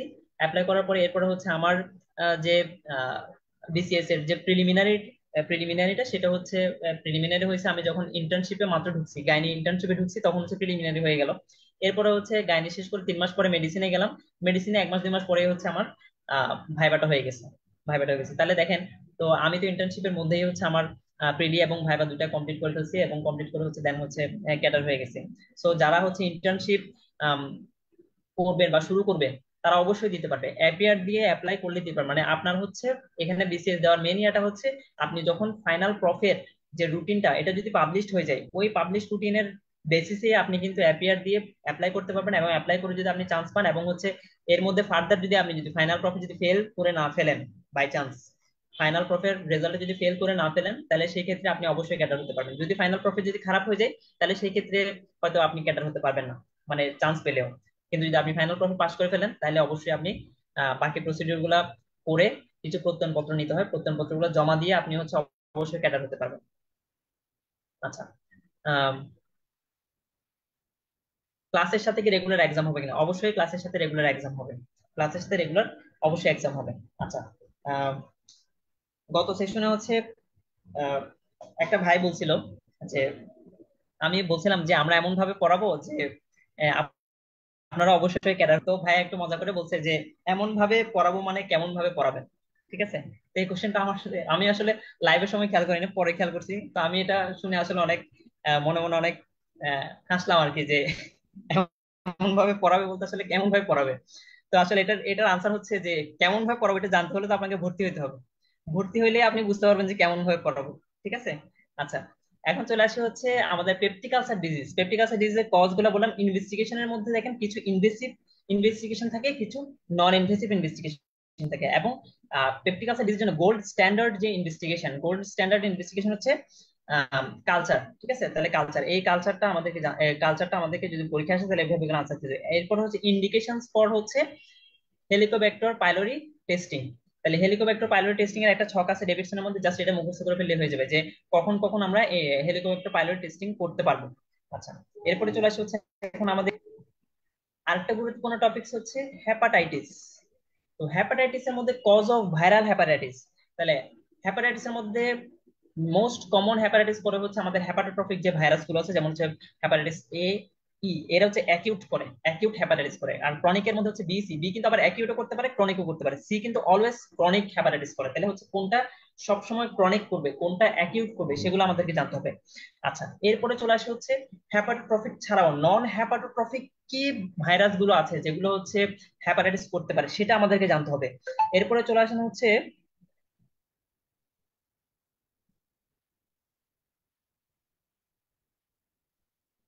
এরপরে হচ্ছে আমাদের আরেকটা জিনিস দেখতে হবে, সেটা হচ্ছে যে একটা ভাইরাল হ্যাপাটাইটিস এর পেশেন্টের ক্ষেত্রে আমরা এক্সামিনেশন ফাইন্ডিংস এ কি কি পাবো, এখানে কি লিভারটা কেমন হবে, এটা হচ্ছে টেন্ডার হ্যাপাটোমেগালি পাবো, এবং এই হ্যাপাটোমেগালি কেমন হবে, সফট হবে। তাহলে দেখেন ক্লিনিক্যাল এক্সামিনেশন গুলো আমাদেরকে জানতে হবে, ইনভেস্টিগেশনটা আমাকে জানতে হবে। ইনভেস্টিগেশন আমরা কি কি দিব, একটা অ্যাকিউট ভাইরাল হ্যাপাটাইটিস এর একটা পেশেন্টকে আমরা কি কি ইনভেস্টিগেশন দিতে পারি, অ্যাকিউট কজ গুলো করে কারা, mainly hepatitis A and hepatitis E, তাহলে এদের আইজিএম টা দিব, তাহলে হ্যাপাটাইটিস এ আইজিএম অ্যান্টিবডি, ঠিক আছে, এভাবে দিব। এরপর হচ্ছে হ্যাপাটাইটিস ই আইজিএম অ্যান্টিবডি, এগুলো দিব।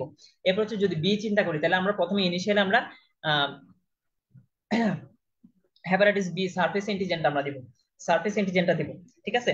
আচ্ছা, তাহলে হচ্ছে কোনটা কখন দিব সেটা আমাকে জানতে হবে। এবং ভাইরাল হ্যাপাটাইটিস এর ক্ষেত্রে আমরা কি দেখবো, আমরা যে ভাইরাল মার্কারস গুলো যে দেখবো, তাহলে কি কি দেখবো, এখানে এসডিপিটি দেখবো, এসডিপিটি অনেক বেশি হাই হবে। বিশেষ করে ভাইরাল হ্যাপাটাইটিস এর মধ্যে এসডিপিটি টা 300 উপরে চলে যায়, 300 অ্যাকিউট ভাইরাল হ্যাপাটাইটিস এর 300 উপরে চলে যায়, ঠিক আছে। আচ্ছা, আচ্ছা, আরেক একজন বলছে হচ্ছে, আমি এটার মাঝখানে মাঝখানে আপনাদেরকে একটু একটু বলতেছি, কারণ হচ্ছে অনেকেই কমেন্ট করতেছে, কমেন্ট গুলো তো আমি আবার সব একসাথে পড়া সম্ভব না, সেজন্য কমেন্টের আনসারও দিয়ে দিচ্ছি। একজন বলছে হচ্ছে আহ, একবার শেষ তো টাইম শেষ, একবার শেষ করতে টাইম শেষ না আপু। সেটা হচ্ছে আমরা তো হচ্ছে একবার শেষ করবো, 1 মাসের মধ্যে শেষ করবো। আপনাদের পরীক্ষা হচ্ছে জুলাইয়ের সেকেন্ড উইকে, তাহলে মাঝখানে আপনি 2 সপ্তাহ পাচ্ছেন। আপনি 1 মাসের মধ্যে যদি পুরোপুরি যদি শেষ করে ফেলতে পারেন, তাহলে তো আপনি 2 সপ্তাহ সময় পাচ্ছেন। ওই 2 সপ্তাহ আপনি ভালো মতো রিভাইজ দেন, ওই 2 সপ্তাহ ভালো মতো রিভাইজ দিলে তো হয়ে যাচ্ছে। আপনি যদি একবার শেষ করে ফেলতে পারেন, আপনার রিভাইজ দিতে 5 দিনও লাগবে না, আপনার রিভাইজ দিতে 5 দিনও লাগবে না। তো আপনি এই পরের 1 সপ্তাহে একটা রিভাইজ দিবেন, এরপর লাস্ট 1 সপ্তাহের মধ্যে এই যে আমরা 100 টপিকটা দেখাচ্ছি, এই 100 টপিকের যে কন্টেন্ট গুলো আছে শুধু সেগুলো পড়ে যাবেন, তাহলে আপনার ক্লিনিক্যাল পার্ট ক্লিয়ার হয়ে গেল। এরপরে প্যারা ক্লিনিক্যালের জন্য আমরা এভাবে করে টপিক সাজাবো, ঠিক আছে। আজকে আমরা জাস্ট ক্লিনিক্যালের জন্য 100 টপিকটা বের করছি। এই 100 টপিক থেকে আমরা অবশ্যই 50 মার্কসের মধ্যে মিনিমাম 40 থেকে 45% আমরা 40 থেকে 45 মার্কস আমরা হয়তো ক্যারি করতে পারবো, যদি আল্লাহ সহায় হন আর কি। মানে সবকিছু তো আসলে আল্লাহর উপর নির্ভরশীল, ঠিক আছে, আমরা জাস্ট খালি উসিলা মাত্র, ঠিক আছে। তো এক্সক্লুসিভ এডুকেশন এইড আমার মনে হয় এই স্পেশাল বিসিএস এর জন্য একটা উসিলা হয়ে আসছে। এবং হচ্ছে আপনারাও কষ্ট করতেছেন, আপনারা সবাই কষ্ট করবেন, সবাই কষ্ট করে পড়াশোনা করবে, আমরাও কষ্ট করবো, আমরাও কষ্ট করে পড়াশোনা করাবো আপনাদেরকে, সব সব টপিক ভালো মতো বুঝিয়ে পড়াবো। আমরা তখনই সফল হব যদি আপনারা সফল হন। আপনারা আপনারা সফল হওয়ার জন্য যা যা করা দরকার এক্সক্লুসিভ এডুকেশন এর পক্ষ থেকে সবকিছু করতে আমরা রাজি আছি, সবকিছু করতে রাজি আছি।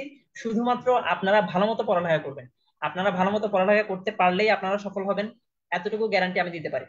আপনারা যদি ভালো মতো পড়েন, রেগুলার ক্লাস করেন, অবশ্যই অবশ্যই আপনি ক্যাডার হতে পারবেন। আচ্ছা, এবং 1.5 মান্থস এটা কিন্তু খুব কম একটা সময় না, এটা কিন্তু অনেক সময়, ঠিক আছে, অনেক সময়।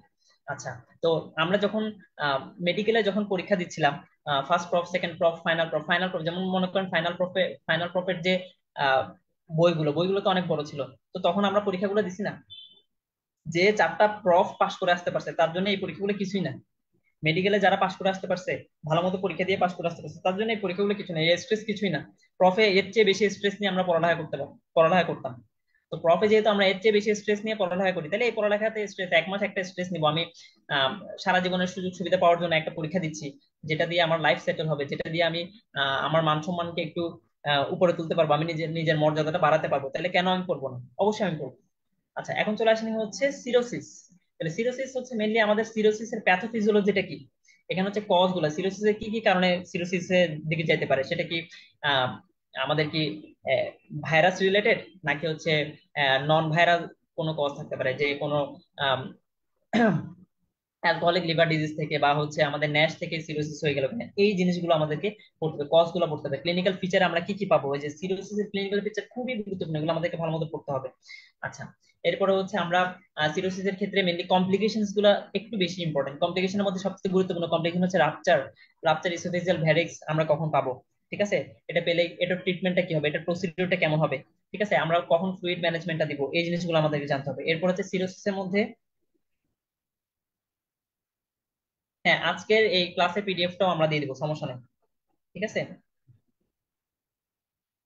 আচ্ছা, আহ একজন বলছে হচ্ছে সবকিছু করতে রাজি আছি, তাহলে বইটা ফ্রি দিতে বলছে। আমরা আসলে আমাদের জাস্ট কস্টটা রিকভার রিকভার করে আপনাদের কাছে হচ্ছে বইটা দিচ্ছি, ঠিক আছে? আপনারা ভর্তি হইলে আমরা সবকিছু করবো, ঠিক আছে? আচ্ছা, যাই হোক, এটা একটা ফান ছিল। এখন চলে আসে হচ্ছে আমাদের মেনিনজাইটিস। মেনিনজাইটিস এর মধ্যে হচ্ছে ব্যাকটেরিয়াল কজ অফ মেনিনজাইটিস। তাহলে ব্যাকটেরিয়াল কজ অফ মেনিনজাইটিস খুবই গুরুত্বপূর্ণ। এখানে হচ্ছে আমাদের নিউনেটদের ক্ষেত্রে মেনিনজাইটিসটা কি কি দিয়ে হয়। তাহলে নিউনেটদের ক্ষেত্রে মেনিনজাইটিস এর মোস্ট কমন অর্গানিজমটা কি? ইকোলাই, এবং হচ্ছে গ্রুপ বি স্ট্রেপ্টোককাস বা স্ট্রেপ্টোককাস অ্যাগালেক্সি। এটা কিন্তু সব সময় আসে, সব পরীক্ষাতে আসে। আপনারা যারা এফসিপিএস পার্ট 1 বা হচ্ছে মিড টার্ম দিয়ে দিচ্ছেন, অথবা হচ্ছে যারা গাইনিতে দিচ্ছেন বা সার্জারি বা রেসিডেন্স, যেই পরীক্ষা দিক না কেন, মানে এই যে নিউনেটদের ক্ষেত্রে মেনিনজাইটিস এর কজ, মোস্ট কমন কজ, এটা ইনভেরিয়েবলি সব পরীক্ষাতে আসে, শুধু বাংলাদেশ না, ইন্টারন্যাশনাল যতগুলো পরীক্ষা আছে সবগুলোতেই আসে। এরপর হচ্ছে অ্যাডাল্টের ক্ষেত্রে যে মেনিনজাইটিস এর কজ গুলো আমরা কি দিয়ে মনে রাখতাম? শিন দিয়ে মনে রাখতাম। শিন, স্ট্রেপ্টোককাস, নিউমোনিয়া একটা, হিমোফাইলাস ইনফ্লুয়েঞ্জা, এবং হচ্ছে নিজেরিয়া মেনিনজিটাইডিস। তাহলে এই তিনটা অর্গানিজম তাহলে হচ্ছে এগুলো হচ্ছে এনক্যাপসুলেটেড ব্যাকটেরিয়া। আবার তাহলে দেখেন, এই এনক্যাপসুলেটেড ব্যাকটেরিয়া গুলো দিয়ে হচ্ছে অ্যাডাল্টদের মেনিনজাইটিস হয়। তাহলে নিউনেটদের মেনিনজাইটিস কি কি দিয়ে হয়, অ্যাডাল্টদের মেনিনজাইটিস কি কি দিয়ে হয়, এই জিনিসগুলো হচ্ছে আমরা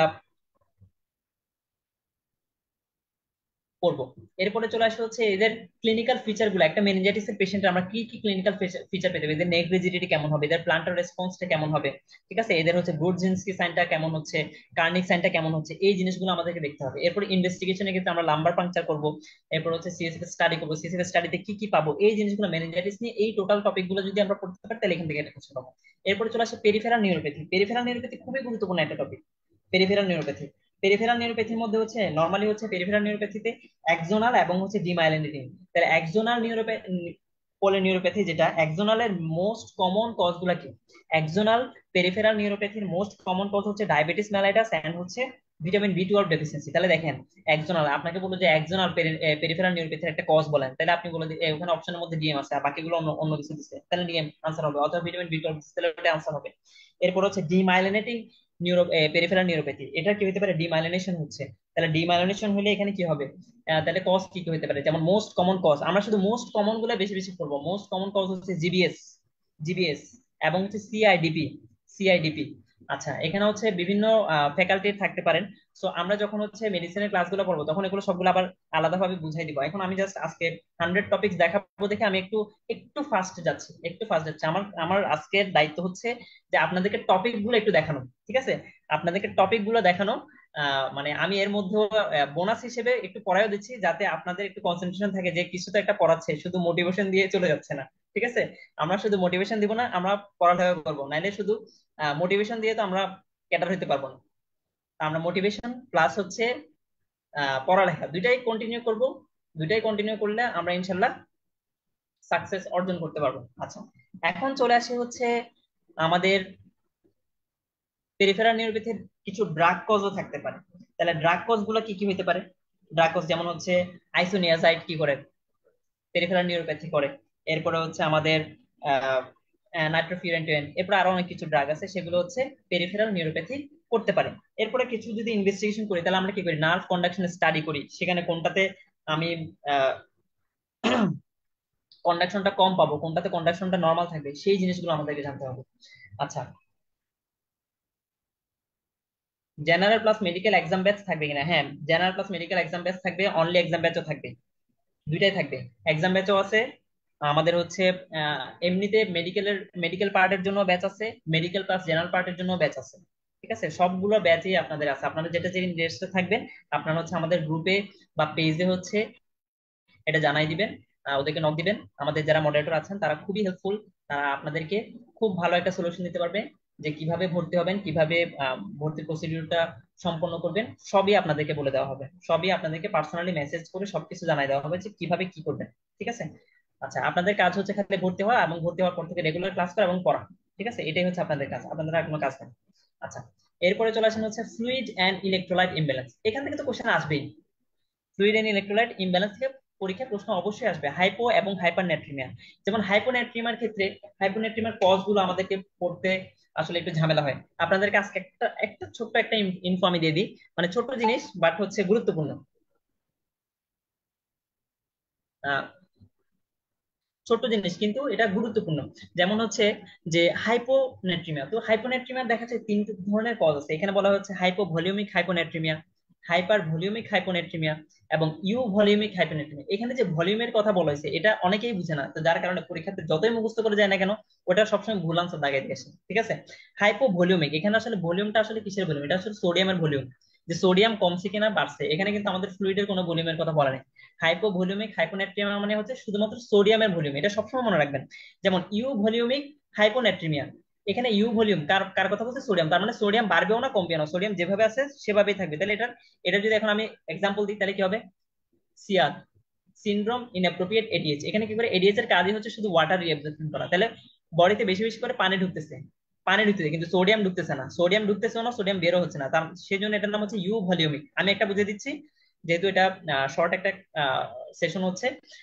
শুধু এখানে দেখেন, তাহলে ইউ ভলিউমিক হাইপোনেট্রিমিয়া মানে হচ্ছে সোডিয়ামের কন্টেন্ট একই সেম আছে, শুধু এডিএইচ এর মাধ্যমে পানি ঢুকতেছে, সিনড্রোম ইনঅ্যাপ্রোপ্রিয়েট এডিএইচ, এটার মাধ্যমে শুধু পানি ঢুকতেছে। তাহলে পানি ঢুকার কারণে বডিতে পানি বেড়ে গেছে, তো আলটিমেটলি রিলেটিভলি আমার কি হয়ে গেছে, সোডিয়ামটা কমে গেছে, এই জন্য ইউ ভলিউমিক হাইপোনেট্রিমিয়া। এখন এখন যদি এভাবে করে আপনি যদি মিলান তাহলে দেখবেন আপনি প্রত্যেকটা কজ মিলাতে পারবেন, প্রত্যেকটা কজ, হাইপোভলিউমিক হাইপোনেট্রিমিয়ার কজও মিলাতে পারবেন, হাইপার ভলিউমিক হাইপোনেট্রিমিয়ার কজও মিলাতে পারবেন। আচ্ছা, এরপর হচ্ছে হাইপোনেট্রিমিয়াতে আমরা ট্রিটমেন্ট কি দিব, তা এবং চয়েস অফ ফ্লুইড কি হবে আমাদের। এখন একটা পেশেন্ট যদি সিভিয়ার হাইপোনেট্রিমিয়া যদি আসে তাহলে চয়েস অফ ফ্লুইড কি হবে, 3% সোডিয়াম ক্লোরাইড, সেটা অবশ্য আমাদের ডিউরেশনের উপর ডিপেন্ড করে, সেটা আমরা ক্লাসে বুঝাই দিব। এরপরে হচ্ছে আমাদের একটা mild mild to moderate hyponatraemia আসলে তাহলে আমাদের চয়েস অফ ফ্লুইড কি হবে, 0.9% সোডিয়াম ক্লোরাইড। ঠিক আছে, এরপর হচ্ছে হাইপোক্যালেমিয়া হাইপার ক্যালেমিয়া। হাইপোক্যালেমিয়া কখন পাবো, হাইপার ক্যালেমিয়া কখন পাবো, মেটাবলিক অ্যাসিডোসিস কি আমি হাইপোক্যালেমিয়া পাবো নাকি হাইপার ক্যালেমিয়া পাবো, সেটা আমাদেরকে জানতে হবে। ঠিক আছে, যেমন হচ্ছে মেটাবলিক অ্যাসিডোসিসে নরমালি আমরা কি পাই, মেটাবলিক অ্যাসিডোসিসে হচ্ছে আমরা হাইপার ক্যালেমিয়া পাওয়ার কথা। আচ্ছা, এরপরে দেখেন হচ্ছে টিস্যু ইনজুরিতে হাইপার ক্যালেমিয়া পাওয়ার কথা, কারণ আমাদের মেনলি হচ্ছে সেলের ভিতরেই হচ্ছে পটাশিয়ামটা থাকে। তো হাইপো এবং হাইপার ক্যালেমিয়া থেকে সবচেয়ে গুরুত্বপূর্ণ যেটা পরীক্ষায় আসে সেটা হচ্ছে ওই যে হাইপো এবং হাইপার ক্যালেমিয়ার যে চার্টটা, হাইপার ক্যালেমিয়ার যে ট্রিটমেন্টের যে ছক, এটা হচ্ছে পরীক্ষাতে আসে। যে হাইপার ক্যালেমিয়াতে আমি ফ্লুইডটা শিফটিং করব কি কি দিয়ে, আমি ফ্লুইডটা শিফটিং করব। তাহলে এখানে হচ্ছে আমরা সালবিউটামল দেই, এরপরে হচ্ছে আমরা ইনসুলিন প্লাস গ্লুকোজ দেই, এরপরে হচ্ছে আমরা সোডি বাইকার্ব দিই। ঠিক আছে, সোডি বাইকার্ব দিলেও পটাশিয়ামটা সেলের ভিতরে ঢুকে যাবে। তাহলে সোডি বাইকার্ব দিচ্ছি মানে কি মেটাবলিক, তাহলে যদি সোডি বাইকার্ব তাহলে বাইকার্বনের বেশি মানে কি metabolic alkalosis, that means metabolic অ্যালকালোসিসে হাইপোক্যালেমিয়া হবে আর মেটাবলিক অ্যাসিডোসিসে হাইপারক্যালেমিয়া, এটা দিয়েও আপনারা মনে রাখতে পারেন। এরপর হচ্ছে বডি থেকে কিভাবে বের করে দেবে, পটাশিয়াম বাইন্ডিং রেজিন দিয়ে বের করে দিব। আর হাইপারক্যালেমিয়া কতর উপরে গেলে, মানে পটাশিয়াম লেভেল কতর উপরে গেলে সেটাকে আমরা সেই ক্ষেত্রে আমরা ক্যালসিয়াম গ্লুকোনেট দিব। একটা পেশেন্টের বললো হাইপার ক্যালেমিয়া, একটা সিকেডির পেশেন্টের হাইপার ক্যালেমিয়া, মানে পটাশিয়াম হচ্ছে 7, তাহলে এই ক্ষেত্রে আমাদের ট্রিটমেন্ট অফ চয়েস কি হবে, আইভি ক্যালসিয়াম গ্লুকোনেট। তাহলে এইভাবে এই ছোট ছোট সিনারি দিয়ে আপনাদেরকে কোশ্চেন দিবে। ঠিক আছে, আচ্ছা, এরপরে চলে আসি হচ্ছে আমরা থাইরয়েড আচ্ছা, choice of fluid in acute condition, একটা পেশেন্টের অ্যাকিউট কন্ডিশন নিয়ে আসছে, তাহলে এই ক্ষেত্রে চয়েস অফ ফ্লুইডটা কি হবে। যেমন একটা পেশেন্ট মনে করেন আপনার ডায়রিয়া নিয়ে আসছে, তাহলে ডায়রিয়া নিয়ে আসলে আমি চয়েস অফ ফ্লুইড কি দিব, আমি অবশ্যই কলার স্যালাইন দিব। ঠিক আছে, কলার স্যালাইন দিব।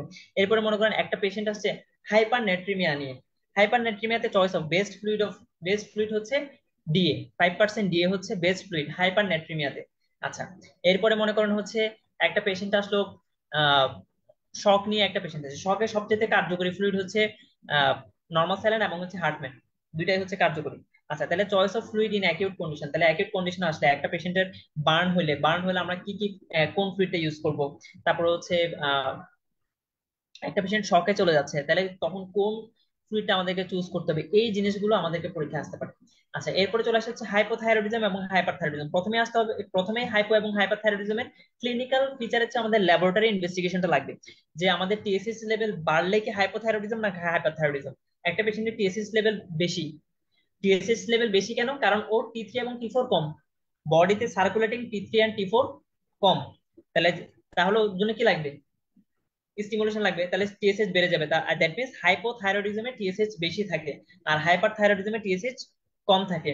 হাইপোথাইরয়েডিজম আমরা কি ট্রিটমেন্ট দিব, তাহলে আমরা হচ্ছে এটার লিভোথাইরক্সিনটা আমরা মেনলি দিই, থাইরক্স হিসেবে সবাই খাই। এটা আমরা জানি। এরপর হচ্ছে হাইপার থাইরয়েডিজম। হাইপার থাইরয়েডিজমের মধ্যে কিছু স্পেশাল ফিচার নিয়ে, যেমন হচ্ছে গ্রেভস ডিজিজ থাকতে পারে। গ্রেভস ডিজিজ হলে তখন হচ্ছে আমাদের থাইরয়েডের কনসিস্টেন্সিটা কেমন হবে, সেটা কি সফট হবে নাকি ফার্ম হবে। একটা ডেভিডসন একদম প্রথম দ্বিতীয় পাতায় একটা হচ্ছে ছবি দিয়ে আছে যে হাইপার থাইরয়েডিজমের কেমন হবে। ডিকুয়ারভেন্ট থাইরয়েডাইটিসে আমাদের থাইরয়েডটা কেমন, ডিকুয়ারভেন্ট থাইরয়েডাইটিস, ডিকুয়ারভেন্ট, এই ডিকুয়ারভেন্ট কথাটা আসলেই বুঝবেন হচ্ছে পেনফুল থাইরয়েড গ্ল্যান্ড, ঠিক আছে। যখন পেনফুল বলবে, পেনফুল, তখনই হচ্ছে ডিকুয়ারভেন্ট থাইরয়েডাইটিস, ঠিক আছে। আইটিস আছে, আইটিস মানে তো ইনফ্লামেশন, আর ইনফ্লামেশন মানে হচ্ছে ব্যথা, ঠিক আছে, ব্যথা থাকবে। আচ্ছা, এরপরে হচ্ছে দেখেন, এরপরে হচ্ছে কার্সিনোম অফ দ্য থাইরয়েড। কোন কার্সিনোমাটা, কোন থাইরয়েডের কার্সিনোমাটা হচ্ছে মোস্ট কমন, কোনটার প্রগনোসিস সবচেয়ে ওয়ার্স্ট প্রগনোসিস, কোনটা বেস্ট প্রগনোসিস, এই তিনটা লাইন আমাদেরকে পড়তে হবে। এরপরে চলে আসেন হচ্ছে কুশিং সিনড্রোম। কুশিং সিনড্রোম তো আমরা জানি, এটা আমরা সবসময় পড়ে আসছি যে কুশিং সিনড্রোমের কি কি আমরা ক্লিনিক্যাল প্রেজেন্টেশনটা পাবো, ঠিক আছে। এই পেশেন্টের কি ডায়াবেটিস থাকবে কিনা, হাইপারটেনশন থাকবে কিনা, বাফেলো হাম থাকবে কিনা, ঠিক আছে। এরপরে কোনো আলসার থাকবে কিনা, স্ট্রায়া থাকবে কিনা, অ্যাবডোমিনাল কোনো স্ট্রায়া থাকবে কিনা, এরপর হচ্ছে আমাদের অস্টিওপোরোসিস থাকবে কিনা। এই জিনিসগুলো হচ্ছে একটা ডেভিডসনের ছক আছে, এটা জাস্ট ছকটা দেখে নিবেন, একটা ছবি দেওয়া ছক আছে, একটা মহিলার ছবি, পেট মোটা একটা মহিলার ছবি, তারপর হচ্ছে ঘাড়টা বড় হয়ে যাওয়া এবং হচ্ছে স্ট্রায়া দেওয়া একটা ছবি আছে, ওই ছবিটা দেখলেই সব মুখস্থ হয়ে যাবে। ডায়াগনোসিস অফ কুশিং সিনড্রোম, কিভাবে আমরা কুশিং সিনড্রোমটা ডায়াগনোসিস করবো। একটা পেশেন্টের সব ফিচার পাচ্ছি, তাহলে আমাকে কুশিং সিনড্রোমটা আমাকে ডায়াগনোসিস করতে হবে। কুশিং সিনড্রোম ডায়াগনোসিস করার জন্য কিছু টেস্ট করতে, ইনভেস্টিগেশন করতে হয়, সেগুলো যেমন হচ্ছে আহ, আমরা হচ্ছে লো ডোজ ডেক্সামেথেশন সাপ্রেশন টেস্ট এটা করি, ঠিক আছে। এরপর হচ্ছে ওভারনাইট ডেক্সামেথেশন সাপ্রেশন টেস্ট এটা করতে পারি। এরপর হচ্ছে স্যালাইভারি কর্টিসল, এগুলো করতে পারি। তাহলে হচ্ছে কুশিং সিনড্রোম ডায়াগনোসিস করার জন্য কি কি টেস্ট করি। আবার মনে করেন কোন একটা পেশেন্ট আয়াট্রোজেনিক কুশিং ডিজিজ নিয়ে আসছে বা আয়াট্রোজেনিক কুশিং সিনড্রোম নিয়ে আসছে, তাহলে সেই ক্ষেত্রে তো আমাকে সেক্ষেত্রে বেস্ট কোনটা, এসিটিএইচ স্টিমুলেশন টেস্ট, তাহলে এই জিনিসগুলো আমাদেরকে বলতে হবে কোনটা বেস্ট, কোনটা বেস্ট ইনভেস্টিগেশন, এটা আমাদের জানতে হবে। এরপরে চলে আসে রিউমাটিক আর্থ্রাইটিস। তাহলে হচ্ছে রিউমাটয়েড আর্থ্রাইটিস যেটা, রিউমাটয়েড আর্থ্রাইটিস হচ্ছে কানেকটিভ টিস্যু ডিজিজের মধ্যে সবচেয়ে গুরুত্বপূর্ণ একটা ডিজিজ হচ্ছে রিউমাটয়েড আর্থ্রাইটিস। এরপরে কানেকটিভ টিস্যু ডিজিজের মধ্যে আরেকটা গুরুত্বপূর্ণ ডিজিজ হচ্ছে এসিলি। আপনাদের সিলেবাসের মধ্যে এসিলিটা আসলে ওভাবে করে দেওয়া ছিল না, যার কারণে সেটা আমি এখানে আনি নাই। তো রিউমাটয়েড আর্থ্রাইটিস এর মধ্যে যদি সবচেয়ে ইম্পর্টেন্ট একটা যদি কথা বলতে চাই, সেটা হচ্ছে এসিআর ক্রাইটেরিয়া, এটাই আমাদেরকে পড়তে হবে। এসিআর ক্রাইটেরিয়াটা পড়তে হবে। এসিআর ক্রাইটেরিয়াতে হচ্ছে আমাদের কিছু জয়েন্টের ইনভলভমেন্ট আছে, এরপরে হচ্ছে কিছু সেরোলজি দেওয়া আছে, এরপরে হচ্ছে সেরোলজির মধ্যে হচ্ছে ইএসআর, তারপরে আরএ, এগুলা। তার হচ্ছে আরএ, আরএ পজিটিভ কি নেগেটিভ সেটার উপর একটা পয়েন্ট আছে, নাম্বার দেওয়া আছে। এরপর হচ্ছে আমাদের জয়েন্ট ইনভলভমেন্ট গুলোর উপর একটা নাম্বার দেওয়া আছে, ঠিক আছে। আচ্ছা, এরপরে এরপরে দেখেন, এরপরে হচ্ছে এসিআর ক্রাইটেরিয়া পড়ছে ম্যানেজমেন্ট। ম্যানেজমেন্টের ক্ষেত্রে আমরা কিভাবে ম্যানেজমেন্টটা করব। ম্যানেজমেন্টের ক্ষেত্রে আমরা কি স্টেরয়েড কখন দিব, মেথোট্রেক্সেট কখন দিব, ঠিক আছে। তাহলে মেথোট্রেক্সেট চয়েসটা কখন দিব, এরপর সালফাসালাজিন কখন দিব, এই জিনিসগুলো আমাদেরকে জানতে হবে। এবং রিউমাটয়েড আর্থ্রাইটিস এটা কি পলি আর্থ্রাইটিস নাকি অলিগো আর্থ্রাইটিস নাকি মনো আর্থ্রাইটিস, এটা আমাদেরকে জানতে হবে। তাহলে দেখেন, যখনই রিউমাটয়েড আর্থ্রাইটিস চলে আসে, তাহলে আর্থ্রাইটিস নিয়ে বাকি জিনিসগুলো পড়তে হবে। যে পলি আর্থ্রাইটিস কি কি আছে, পলি আর্থ্রাইটিসের মধ্যে একটা রিউমাটয়েড আর্থ্রাইটিস আছে, একটা আছে হচ্ছে আমাদের অস্টিও আর্থ্রাইটিস আছে, সোরিয়াটিক আর্থ্রাইটিস, এগুলো সব সব হচ্ছে পলি আর্থ্রাইটিস, ঠিক আছে, পলি আর্থ্রাইটিস। আচ্ছা, তাহলে পলি আর্থ্রাইটিস আছে, তার মধ্যে সিমেট্রিক্যাল ইনভলভমেন্ট, যেমন ক্লিনিক্যাল প্রেজেন্টেশন রিউমাটয়েড আর্থ্রাইটিস হচ্ছে সবসময় সিমেট্রিক্যাল প্রেজেন্টেশন থাকে, মানে দুই হাতে দেখা গেল এমসিপি এবং হচ্ছে পিআইপি, এই জয়েন্ট গুলো ইনভলভমেন্ট আছে। এরপর হচ্ছে দুই হাতে রিস্ট জয়েন্ট ইনভলভমেন্ট, অথবা দুই পায়ে দুই হাঁটুতে ইনভলভমেন্ট, দুইটা নি জয়েন্ট ইনভলভমেন্ট, তাহলে সিমেট্রিক্যাল একটা প্যাটার্নে ডিজিজটা যাবে। এখন চলে আসছে গাউট। তো গাউটার গাউটের ক্ষেত্রে যখন আমরা বলবো, তখন হচ্ছে আমাদের টাইপে চলে যেতে হবে, এটা কোন ধরনের আর্থ্রাইটিস, এটা কি মনো আর্থ্রাইটিস কিনা, ঠিক আছে। তাহলে মনো আর্থ্রাইটিস আর কি কি থাকতে পারে, সেই মনো আর্থ্রাইটিস গুলো আমাদেরকে জানতে হবে। গাউট ছাড়াও আর কি কি হতে পারে, ঠিক আছে। যেমন হচ্ছে একটা পেশেন্টের একটা ইউনিল্যাটারাল জয়েন্ট সোয়েলিং হয়ে গেছে, তাহলে সেই ক্ষেত্রে সেটা হতে পারে গাউট হতে পারে, সেটা সিউডো গাউট হতে পারে, সেটা হতে পারে ট্রমার কারণে হতে পারে। তাহলে এই কজগুলো আমাদের, মানে মনো আর্থ্রাইটিস এর কজগুলো আমাদেরকে জানতে হবে, ঠিক আছে। সেটা রিয়েক্টিভ আর্থ্রাইটিস হতে পারে। এবং গাউটের সবচেয়ে মোস্ট কমন সাইট কোনটা হতে পারে, ঠিক আছে, আমরা তো জানি, ঠিক আছে, যেমন হচ্ছে টো, ঠিক আছে, টোতে হচ্ছে গাউটটা হচ্ছে বেশি পাওয়া যায়, সিওডো গাউটটা হচ্ছে আবার নিতে বেশি পাওয়া যায়, তাহলে কোনটা কোথায় বেশি পাওয়া যায় সেটা আমাদেরকে জানতে হবে। আচ্ছা, উম একজন বলছে হচ্ছে, আচ্ছা আমি অনেকক্ষণ ধরে বললাম, এখন হচ্ছে একটু কোশ্চেন গুলো আনসার দিই। সেটা হচ্ছে পিডিএফটা পাওয়া যাবে কিনা, হ্যাঁ অবশ্যই পাওয়া যাবে।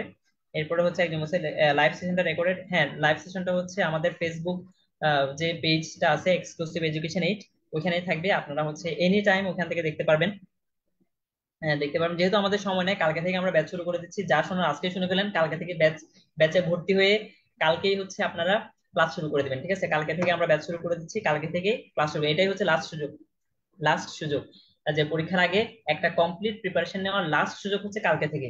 সো আপনারা, আমি ধরে নিবো যে আপনারা আজকেই ভর্তি হয়ে যাবেন, কালকে থেকে ক্লাস শুরু, অথবা কালকে সকালে ভর্তি হয়ে যাবেন, বিকাল থেকে আমরা ক্লাস শুরু করে দেবো পড়াশোনা। মানে আজকে মাইন্ড সেট আপ করে নেন যে আজকে থেকে পড়ালেখা শুরু করে দিতে হবে। ঠিক আছে, আজকে অলরেডি আমি পড়াচ্ছি, তাহলে এই পড়াগুলো একটু পড়েন, নিজের মধ্যে একটা কনফিডেন্স আনেন, এবং হচ্ছে পড়ালেখা শুরু করে দেন। যখন দেখবেন আপনি শেষ করে ফেলতেছেন, আপনি কতটুকু শেষ করছেন এটা ম্যান্ডেটরি না, যখন দেখতেছেন যে না আপনি ক্লাসগুলো রেগুলার করছেন এবং কিছু একটা শেষ হচ্ছে, কনফিডেন্সটা চলে আসবে। একবার যদি কনফিডেন্স একবার চলে আসে, তাহলে আপনাকে কেউ ঠেকাতে পারবে না। ঠিক আছে, সো এই কনফিডেন্স বুস্ট আপ করার জন্য লাইভ সেশন করতেছেন, খুবই ভালো কথা।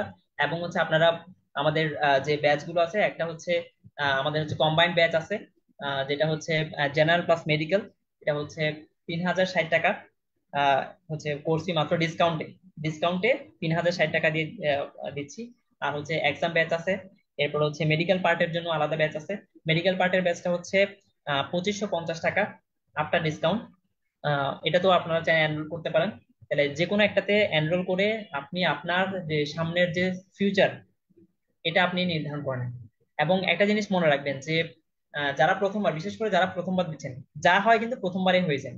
ঠিক আছে, আবার হচ্ছে যারা প্রথমবারে সাকসেস হতে পারেন নাই, তারা হচ্ছে এবার একটু ভালো মতো প্রিপারেশন। ঠিক আছে, ভালো মতো, আগের তো একটা প্রিপারেশন ছিল, সেই প্রিপারেশনের কিছু কিছু তো অ্যাটলিস্ট মনে থাকবে। যদি কেউ যদি আগে পরীক্ষা দিয়ে থাকেন, সেই প্রিপারেশনটা কে কাজে লাগান। এই ক্লাসগুলো করলে দেখবেন আগের কথাগুলো মনে পড়বে। ঠিক আছে, আগের কথাগুলো মনে পড়বে। আর যখন আপনাদেরকে, এখানে মেইন বৈশিষ্ট্যটা হচ্ছে যখন ক্লাসগুলো নিবে, তখন কিছু জিনিস আপনারা ক্লাসের মধ্যেই মুখস্থ করে ফেলতে পারবেন। যেমন মনে করেন কোনো একটা ট্রায়াড বললাম, যেমন আজকে আমি একটা বললাম হচ্ছে কনজেস্টিভ কার্ডিয়াক ফেলিওর ট্রায়াড। এটা যারা যারা ক্লাস করছে এটা সবাই পারবে। যে কি কি ছিল, একটা হচ্ছে লেগিডিমা, এরপরে হচ্ছে টেন্ডার হ্যাপাটোমাইকেল, এবং হচ্ছে রেস্ট জেবিপি। তো এটা যদি পরীক্ষাতে আসে, এটা তো আপনি অবশ্যই পারবেন, এটার জন্য তো আলাদাভাবে আপনাকে পড়তে হবে না। তাহলে কিছু জিনিস আপনি লাইভ ক্লাস করলেই তো আপনার মুখস্থ হয়ে যাচ্ছে, আপনাকে বই পড়তে হচ্ছে না। তাহলে 2 ঘন্টায় আপনার 50% পড়া শেষ হয়ে যাচ্ছে, আর বাকি 50% পড়া আপনি নিজে থেকে পড়বেন। সেগুলো আমরা পড়াই দিব, সেগুলো জাস্ট আরেকটু মনে রাখবেন, কারণ একটা ক্লাস করার পরে আপনি 100% মনে রাখতে পারবেন না। ঠিক আছে, তো সেই জন্য আপনাকে ক্লাস করার পরেও কিছুক্ষণ পড়তে হবে। ঠিক আছে, তো এভারেজে আপনি যদি মেডিকেল পার্টের জন্য লেকচার এবং হচ্ছে জেনারেল পার্টের জন্য লেকচার, সারাদিনে তো দুইটা লেকচার করবেন, তো দুইটা লেকচারে ধরেন 2 ঘন্টা 2 ঘন্টা 4 ঘন্টা চলে গেল। এরপর হচ্ছে আপনি সকালে ঘুম থেকে উঠেই আপনার কাজ হচ্ছে মেডিকেল এবং জেনারেল পার্ট এরপর পড়া শুরু করে দাও। আপনি জাস্ট 6 ঘন্টা পড়বেন। ঠিক আছে, 3 ঘন্টা জেনারেল পার্টেরটা পড়বেন আর 3 ঘন্টা হচ্ছে মেডিকেল পার্টেরটা পড়বেন। অথবা আরেকটা কাজ করতে পারেন, যে সন্ধ্যা 6টা বা 7টার সময় যে আমাদের মেডিকেল পার্ট বা জেনারেল পার্টের যে ক্লাসটা হবে, সেই ক্লাসের পরে তো 10টার সময় আরেকটা ক্লাস হবে। তো মাঝখানে যে গ্যাপ আছে, এখানে চাইলে আপনি 1-2 ঘন্টা পড়তে পারেন, যদি আপনার স্টামিনা থাকে পড়তে পারেন। ঠিক আছে, পড়তে পারেন। এবং আরেকটা জিনিস হচ্ছে পর্যাপ্ত পরিমাণে ঘুমাতে হবে। পর্যাপ্ত পরিমাণে ঘুমালে কি হয়, আমাদের যে long term memory, short term memory গুলো থাকে, এগুলো লং টার্ম মেমোরিতে হচ্ছে কনভার্ট হয়ে যায়। তখন আপনি দেখা যাবে যা পড়ছেন সবই একটু মনে রাখতে পারছেন। তো দেখা গেল পড়তে গেলে ঘুম আসে, এটা নিয়ে অনেকেই কমপ্লেন করে যে পড়তে বসলেই ঘুম আসে, পড়তে বসলেই ঘুম। আরে ভাই, পড়তে বসলে যদি ঘুম আসে ঘুমাই যান, কোনো অসুবিধা নাই। ঠিক আছে, আমি যখন পড়তে বসি, আমি বইটা হাতে নিলে আমার ঘুম চলে আসে। তা আমি কি করি, যখন ঘুম চলে আসে আমিও ঘুমাই যাই। এরপর 10-15 মিনিট পর আবার ঘুম থেকে উঠে যাই, উঠে আবার বই নিয়ে আবার ঘুম চলে আসে, আবার ঘুমাই যাই। দেখা গেল দিনের মধ্যে আমি 7-8 বার করে ঘুমাই যাচ্ছি। ঠিক আছে, তো যে ঘুম আসলে ঘুমাই যাবেন, ব্রেনকে একটু ঠান্ডা হইতে দিবেন। ব্রেনটা ঠান্ডা হয়ে গেলে আবার দেখবেন পুরো দমে ঘুম থেকে ওঠার পরে, আমি যে 15 মিনিট বা 20 মিনিট পরে যে ঘুম থেকে ওঠার পরে যে পেজটা দেখি, পুরো পেজ মুখস্থ হয়েছে। ঠিক আছে, পুরো পেজ এমনি ক্রিস্টাল ক্লিয়ার ভাবে মুখস্থ হয়ে যায়। ঠিক আছে, আচ্ছা। এরপরে চলে আসা হচ্ছে, তাহলে আমরা আমাদের আবার পড়ায় চলে আসি। এখানে দেখেন আরেকটা ইম্পর্টেন্ট টপিক হচ্ছে এনিমিয়া, আয়রন ডেফিসিয়েন্সি এনিমিয়া এবং হচ্ছে হিমোলাইটিক এনিমিয়া। তো আয়রন ডেফিসিয়েন্সি এনিমিয়ার কজ গুলো আমাদেরকে জানতে হবে, আয়রন ডেফিসিয়েন্সি এনিমিয়া কেন হচ্ছে। ঠিক আছে, ম্যাক্সিমাম ক্ষেত্রে ফিমেল পেশেন্টদের আয়রন ডেফিসিয়েন্সি এনিমিয়ার একটা কজ হচ্ছে মেনস্ট্রুয়াল ব্লাড লস। তাহলে হচ্ছে most common cause of iron deficiency anaemia for female patient is menstrual blood loss. ঠিক আছে, এটা মনে রাখতে হবে। এরপর হচ্ছে ইনভেস্টিগেশন। তাহলে যদি বলা হয় আয়রন ডেফিসিয়েন্সি এনিমিয়ার জন্য একটা ইনভেস্টিগেশন করেন, যেটা সব পরীক্ষাতে আসে, সেরাম ফেরিটিন। এটা দেখা যাবে আপনাদের পরীক্ষায় আসছেই, যে আয়রন ডেফিসিয়েন্সি এনিমিয়াতে একটা পেশেন্টে আয়রন ডেফিসিয়েন্সি এনিমিয়া, তাকে আপনি কোন টেস্টটা করবেন, সেরাম ফেরিটিন, এটা পাবেন, এটা মনে করেন বোনাস। ঠিক আছে। এবার ব্লাড পিকচারটা দেখতে কেমন হবে? ব্লাড পিকচার হচ্ছে মাইক্রোসাইটিক হাইপোক্রোমিক আমি পাবো। এরপরে চলে আসে হিমোলাইটিক অ্যানিমিয়া। হিমোলাইটিক অ্যানিমিয়াটা কেমন? হিমোলাইটিক অ্যানিমিয়া কি নর্মোসাইটিক কিনা, ঠিক আছে, নর্মোসাইটিক নর্মোক্রোমিক কিনা, এটা আমাকে জানতে হবে। এরপর হচ্ছে intravascular and extravascular haemolysis. Intravascular and extravascular haemolysis নিয়ে যদি কোনো সিনারিও দেয়, সেটা বোঝার একমাত্র উপায় হচ্ছে যদি আমাদের এক্সট্রা ভাস্কুলার হিমোলাইসিস হয়, মানে ভেসেলের বাইরে যদি হিমোলাইসিস হয়, তাহলে ভেসেলের বাইরে কোথায় ভাঙবে? ভেসেলের বাইরে ভাঙবে হচ্ছে লিভারে ভাঙবে, তাহলে হ্যাপাটোমেগালি পাবো। সরি, স্প্লিনে ভাঙবে, তাহলে স্প্লিনোমেগালি মাস্ট পাবো। এক্সট্রা ভাস্কুলার হিমোলাইসিসে স্প্লিনোমেগালি থাকবে, তাহলে যদি একটা পেশেন্টের যদি হিমোলাইসিস থাকে, যদি বলে স্প্লিনোমেগালি আছে, তার মানে হচ্ছে এক্সট্রা ভাস্কুলার হিমোলাইসিস। যদি একটা পেশেন্টের হিমোলাইসিস আছে, যদি বলা হয় নো স্প্লিনোমেগালি, তার মানে বুঝতে হবে ইন্ট্রাভাস্কুলার হিমোলাইসিস। ঠিক আছে। এরপর হচ্ছে হলমার্ক অফ হিমোলাইসিসের একটা ছক আছে ডেভিডসনের মধ্যে। হিমোলাইসিস হলে কি হয়? হিমোগ্লোবিন কমে যায়। হিমোগ্লোবিন কমে গেলে কি হবে? আনকনজুগেটেড বিলিরুবিনটা বেড়ে যাবে, কারণ হিমোগ্লোবিন ভেঙে যাচ্ছে, আনকনজুগেটেড বিলিরুবিনটা বেড়ে যাবে। এরপর হচ্ছে আমাদের ল্যাকটেট ডিহাইড্রোজেনেসটা বেড়ে যাবে। এরপর হচ্ছে ইউরিনারি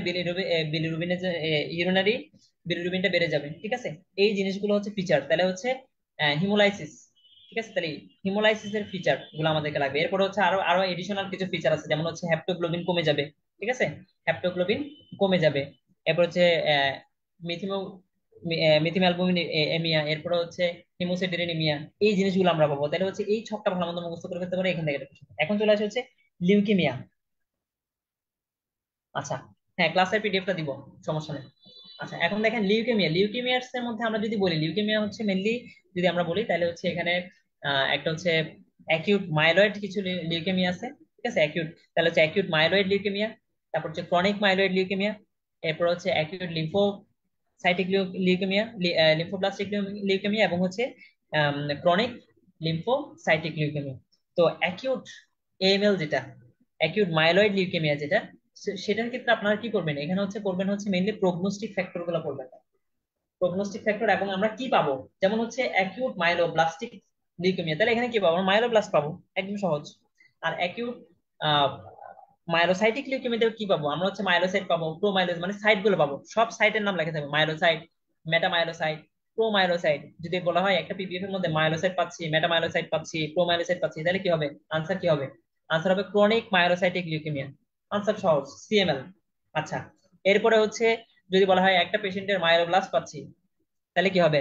10% এর বেশি পাচ্ছি, তাহলে কি হবে? Acute myeloid leukaemia. ঠিক আছে। আচ্ছা, লিম্ফোব্লাস্টে লিম্ফোব্লাস্ট পাবো, লিম্ফোসাইটিকে লিম্ফোসাইট পাবো। ঠিক আছে।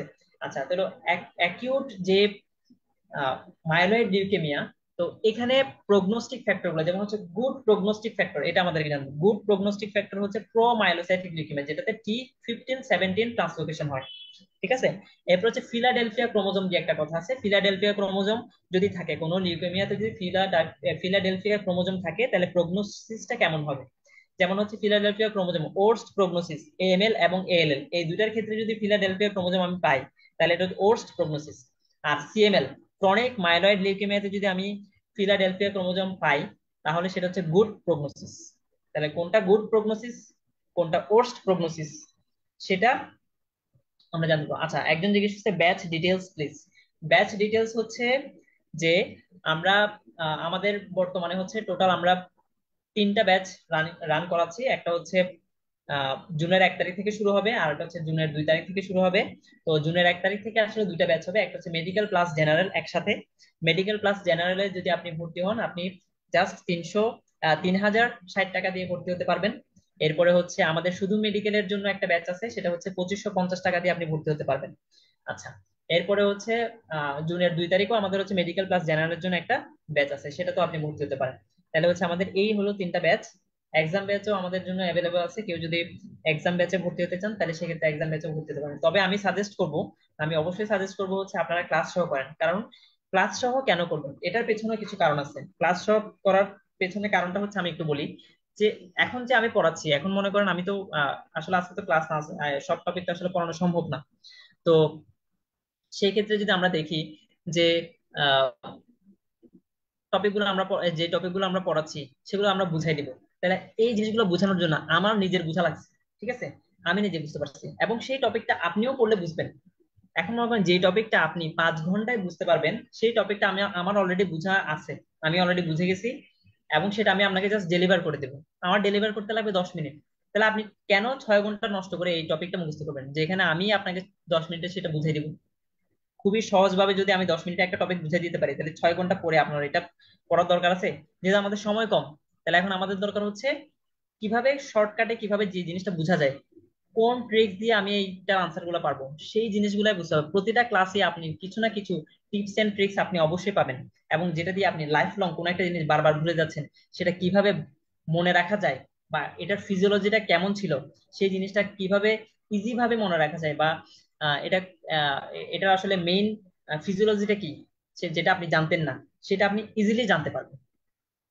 তো আমি সাজেস্ট করব হচ্ছে এক্সাম ব্যাচ যদি কেউ ভর্তি হতে চান, সেটা তারপরে হচ্ছে তার তার নিজস্ব পার্সোনাল ব্যাপার, কিন্তু আমার সাজেশন হচ্ছে আপনারা হচ্ছে ক্লাস এবং এক্সাম ব্যাচে ভর্তি হন। তাহলে হচ্ছে ক্লাসও করা হলো, ক্লাস করা হলে তো কিছু অনেক, মানে প্রায় 50% কাভার হয়ে যায় ক্লাস যদি আপনি করতে পারেন।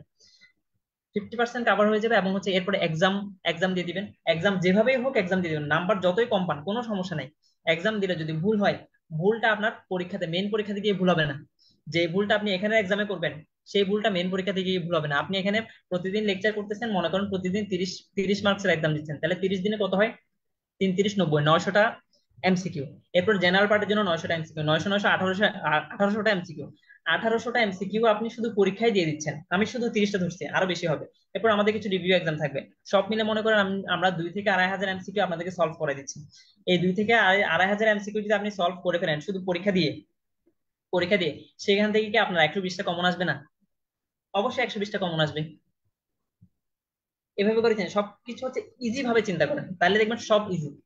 অনেকের কাছে হয়তো মনে হতে পারে যে আপনি তো ক্যাডার হয়ে গেছেন, এখন তো আপনার কাছে সব ইজি। আমারও মাঝে মাঝে মনে হতো, যখন আমি কোনো কিছু সাকসেস না হয়, তখন কেউ যদি আমাকে মোটিভেশনাল কোনো কথাবার্তা বলে, হ্যাঁ এখন তো নিজে তো পার হয়ে গেছে, সেজন্য এখন বলতেছি যে এটা সহজ।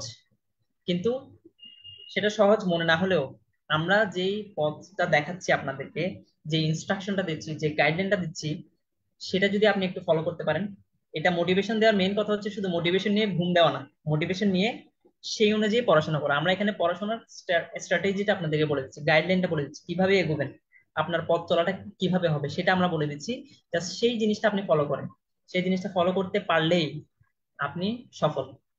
ঠিক আছে? আচ্ছা, এখন আমরা টপিক গুলো একটু দেখে ফেলি, আর একটু ফাস্ট যেতে হবে আমাকে, কারণ অনেক সময় হয়ে গেছে অলরেডি। আচ্ছা, এরপর হচ্ছে মাল্টিপল মাইলোমা। মাল্টিপল মাইলোমার হচ্ছে প্যাথোফিজিওলজি, ক্লিনিক্যাল ফিচার। ঠিক আছে, ক্লিনিক্যাল ফিচারটা খুবই গুরুত্বপূর্ণ। ঠিক আছে, এটা হচ্ছে প্লাজমা সেলের একটা ম্যালিগন্যান্সি। আচ্ছা, এরপরে চলে আসে ব্লাড ট্রান্সফিউশন। ব্লাড ট্রান্সফিউশনের জন্য সবচেয়ে ইম্পর্টেন্ট হচ্ছে ইন্ডিকেশন। এরপর হচ্ছে investigation and management of transfusion reaction. Transfusion reaction হলেই আমরা সবসময় কি করে দিই? আমরা ট্রান্সফিউশন রিয়েকশন হলেই হচ্ছে ব্লাডটা বন্ধ করে দিই। আসলে সব ক্ষেত্রে কি আমাদের ট্রান্সফিউশন রিয়েকশনে ব্লাডটাকে বন্ধ করে দেওয়া দরকার? দরকার না। একটা পেশেন্টের ব্লাড দেওয়ার পরে ফিভার হয়েছে, জাস্ট নাপা খাওয়াই দিয়ে আবার ব্লাডটা চালু করে দেবো, কোনো সমস্যা নাই। তাহলে এটা নিয়ে একটা ফ্লো চার্ট দেওয়া আছে ডেভিডসনে, এটা জাস্ট করতে হবে। ঠিক আছে, এরপরে চলে আসে নিউমোনিয়া। নিউমোনিয়া সবচেয়ে গুরুত্বপূর্ণ, পজিটিভ অর্গানিজমটা খুবই গুরুত্বপূর্ণ। কোন ক্ষেত্রে কোন অর্গানিজমটা হবে? একটা পেশেন্টের যদি ডায়াবেটিস থাকে, তার যদি নিউমোনিয়া হয়, তাহলে মোস্ট কমন অর্গানিজমটা কি হতে পারে? ক্ল্যাপসিয়ালা। একটা পেশেন্ট মনে করেন হচ্ছে এসি তে থাকে সারাদিন, লিজেন্ডের মতো। ঠিক আছে, লিজেন্ড মানুষরা কি থাকে সবসময়? লিজেন্ডের যারা মানুষ থাকে, তারা সবসময় এসি তে বসবাস করে। ঠিক আছে, যদিও আমি লিজেন্ড না, আমার এসি নাই। তো লিজেন্ড মানুষরা আমার আমার মতো হচ্ছে ওরা এসিতে সবসময় এসিতে থাকে। তো এসিতে যারা থাকে তাদের একটা অর্গানিজম দিয়ে ডিজিজ হয়, সেটা হচ্ছে লেজিওনেলা। লেজিওনেলা দিয়ে নিউমোনিয়া হয়। যারা লিজেন্ড, তাদের লেজিওনেলা দিয়ে নিউমোনিয়া হচ্ছে। এরপরে দেখেন ইনভেস্টিগেশন। ইনভেস্টিগেশন আমরা কি করবো? একটা টেস্ট এক্সরে করবো মাস্ট। এরপরে হচ্ছে আমরা তার সিবিসি করব। এরপরে হচ্ছে তার অ্যালবুমিন করব। এখানে দেখেন নিউমোনিয়াতে ইনভেস্টিগেশনটা দেওয়ার অর্থ হলো, ইনভেস্টিগেশন প্রোফাইলের মধ্যে দেখবেন একটা যে সিভিয়ারিটি, মার্কার অফ সিভিয়ারিটি কিছু দেওয়া আছে। যে আমাদের ডব্লিউবিসি কাউন্ট বেশি হলে এটা মার্কার অফ সিভিয়ারিটি। এরপর হচ্ছে আমাদের হিমোলাইটিক অ্যানিমিয়া থাকলে এটা মার্কার অফ সিভিয়ারিটি। হাইপো অ্যালবুমিনেমিয়া থাকলে সেটা হচ্ছে মার্কার অফ সিভিয়ারিটি, এটা। এরপর আরেকটা স্কোরিং দেওয়া আছে, কার্ভ 65। কার্ভ 65, কনফিউশন থাকবে। তারপর হচ্ছে ইউরিয়া বেশি থাকবে। তারপর হচ্ছে রেসপিরেটরি রেট বেশি থাকবে। এরপর হচ্ছে ব্লাড প্রেশার বেশি থাকবে। এগুলো যদি বেশি থাকে, তাহলে সেই ক্ষেত্রে হচ্ছে, আর ওই এইচ হচ্ছে 65 এর বেশি থাকবে, তাহলে এগুলো সবগুলো যদি পয়েন্ট হয়, তাহলে হচ্ছে 3 হলে কি করব? 3-এর নিচে হলে কি করবো? 3-এর নিচে হলে হচ্ছে ঘরে ট্রিটমেন্ট করতে পারবো, মানে 2-এর নিচে হলে ঘরে ট্রিটমেন্ট করতে পারবো, 2 থেকে 3-এর মধ্যে থাকলে হসপিটাল ট্রিটমেন্ট। 3 বা 4-এর বেশি, 4 থেকে 5 হলে আইসিইউ এডমিশন লাগবে। এটা লাগবে। এরপর হচ্ছে নিউমোনিয়ার কমপ্লিকেশন গুলো। কমপ্লিকেশনের মধ্যে মোস্ট কমন কমপ্লিকেশন হচ্ছে আমরা জানি প্যারা নিউমোনিক ইফিউশন, ঠিক আছে। এরপরে এম্পাইয়াম আছে, আরো অনেক কিছু আছে। এরপরে চলে আসে ব্রঙ্কিয়েক্টেসিস। ব্রঙ্কিয়েক্টেসিসের ফিচারটা কেমন হবে, সিমটমস গুলো কেমন হবে? কাশি হবে, কাশিটা অনেক বেশি প্রোডাক্টিভ হবে এবং কাফের মধ্যে একটা দুর্গন্ধ থাকবে, ঠিক আছে, সারাক্ষণ কাশি কাশতে থাকবে, ঠিক আছে, এই পাশ থেকে এই পাশ ফিরলে কাশি হবে। এবং এটার কজ কি হতে পারে, যেমন হচ্ছে আমরা সবসময় ওয়ার্ডে একটা জিনিস দেখি যে ব্রঙ্কিটিসের কজ কি, টিউবারকুলোসিস, পোস্ট টিবি ব্রঙ্কিটিসিস। যারা আগে কখনো টিবি হয়েছিল সেই ক্ষেত্রে আহ দেখা যাচ্ছে তার পরে গিয়ে ব্রঙ্কিটিসিস ডেভেলপ করছে। আচ্ছা, এখানে একজন কোশ্চেন করছে যে যারা আগে মেডিকেল পার্ট একটা কিনে ফেলছি সেই বই কি কাজে লাগবে, নাকি নিউ দুইটা medical part plus general part কিনতে হবে? আগে যেটা কিনছেন ওটা ঠিক আছে, মেডিকেল পার্ট ওয়ান, যেটা হচ্ছে মেডিসিন এবং হচ্ছে ফিজিওলজি, এরপর হচ্ছে প্যাথোলজি যেটাতে আছে, সেটা তো একটা আছে। এখন আমরা নতুন ভাবে যে আরেকটা করছি সেটা হচ্ছে আমাদের সিলেবাসের যে বাড়াইছে সেই সিলেবাস সম্বলিত আরেকটা পার্ট টু, যেখানে হচ্ছে সার্জারি, গাইনি এবং হচ্ছে যে প্যারাক্লিনিক্যাল যে বাকি সাবজেক্ট গুলো ছিল, মাইক্রোবায়োলজি, ফার্মাকোলজি, যে কমিউনিটি মেডিসিন, হ্যাঁ, এগুলো এগুলো সম্বলিত একটা বই। তো এই বইটা হচ্ছে আপনি নিতে পারবেন, সেটা হচ্ছে 10 তারিখ, কোরবানের পরে পাবেন, 10 তারিখের আগে পাবেন, ঠিক আছে। ওই পার্টটা হচ্ছে, ওই পার্টটা কিনলে হবে এবং হচ্ছে জেনারেল পার্ট কিনতে হবে, ঠিক আছে। মেডিকেল পার্ট কিনছেন একটা, তাহলে মেডিকেল পার্ট বাকি আছে আরেকটা, এবং হচ্ছে জেনারেল পার্ট বাকি আছে একটা, এই দুটো বই কিনতে হবে।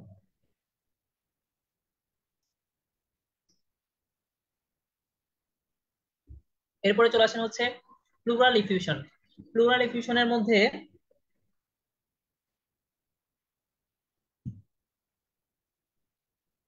প্লুরাল ইফিউশনের মধ্যে দেখেন কজ গুলো আমাদেরকে জানতে হবে, কজ কি কি কজ আছে, তাহলে কজ গুলো আমাদেরকে জানতে হবে।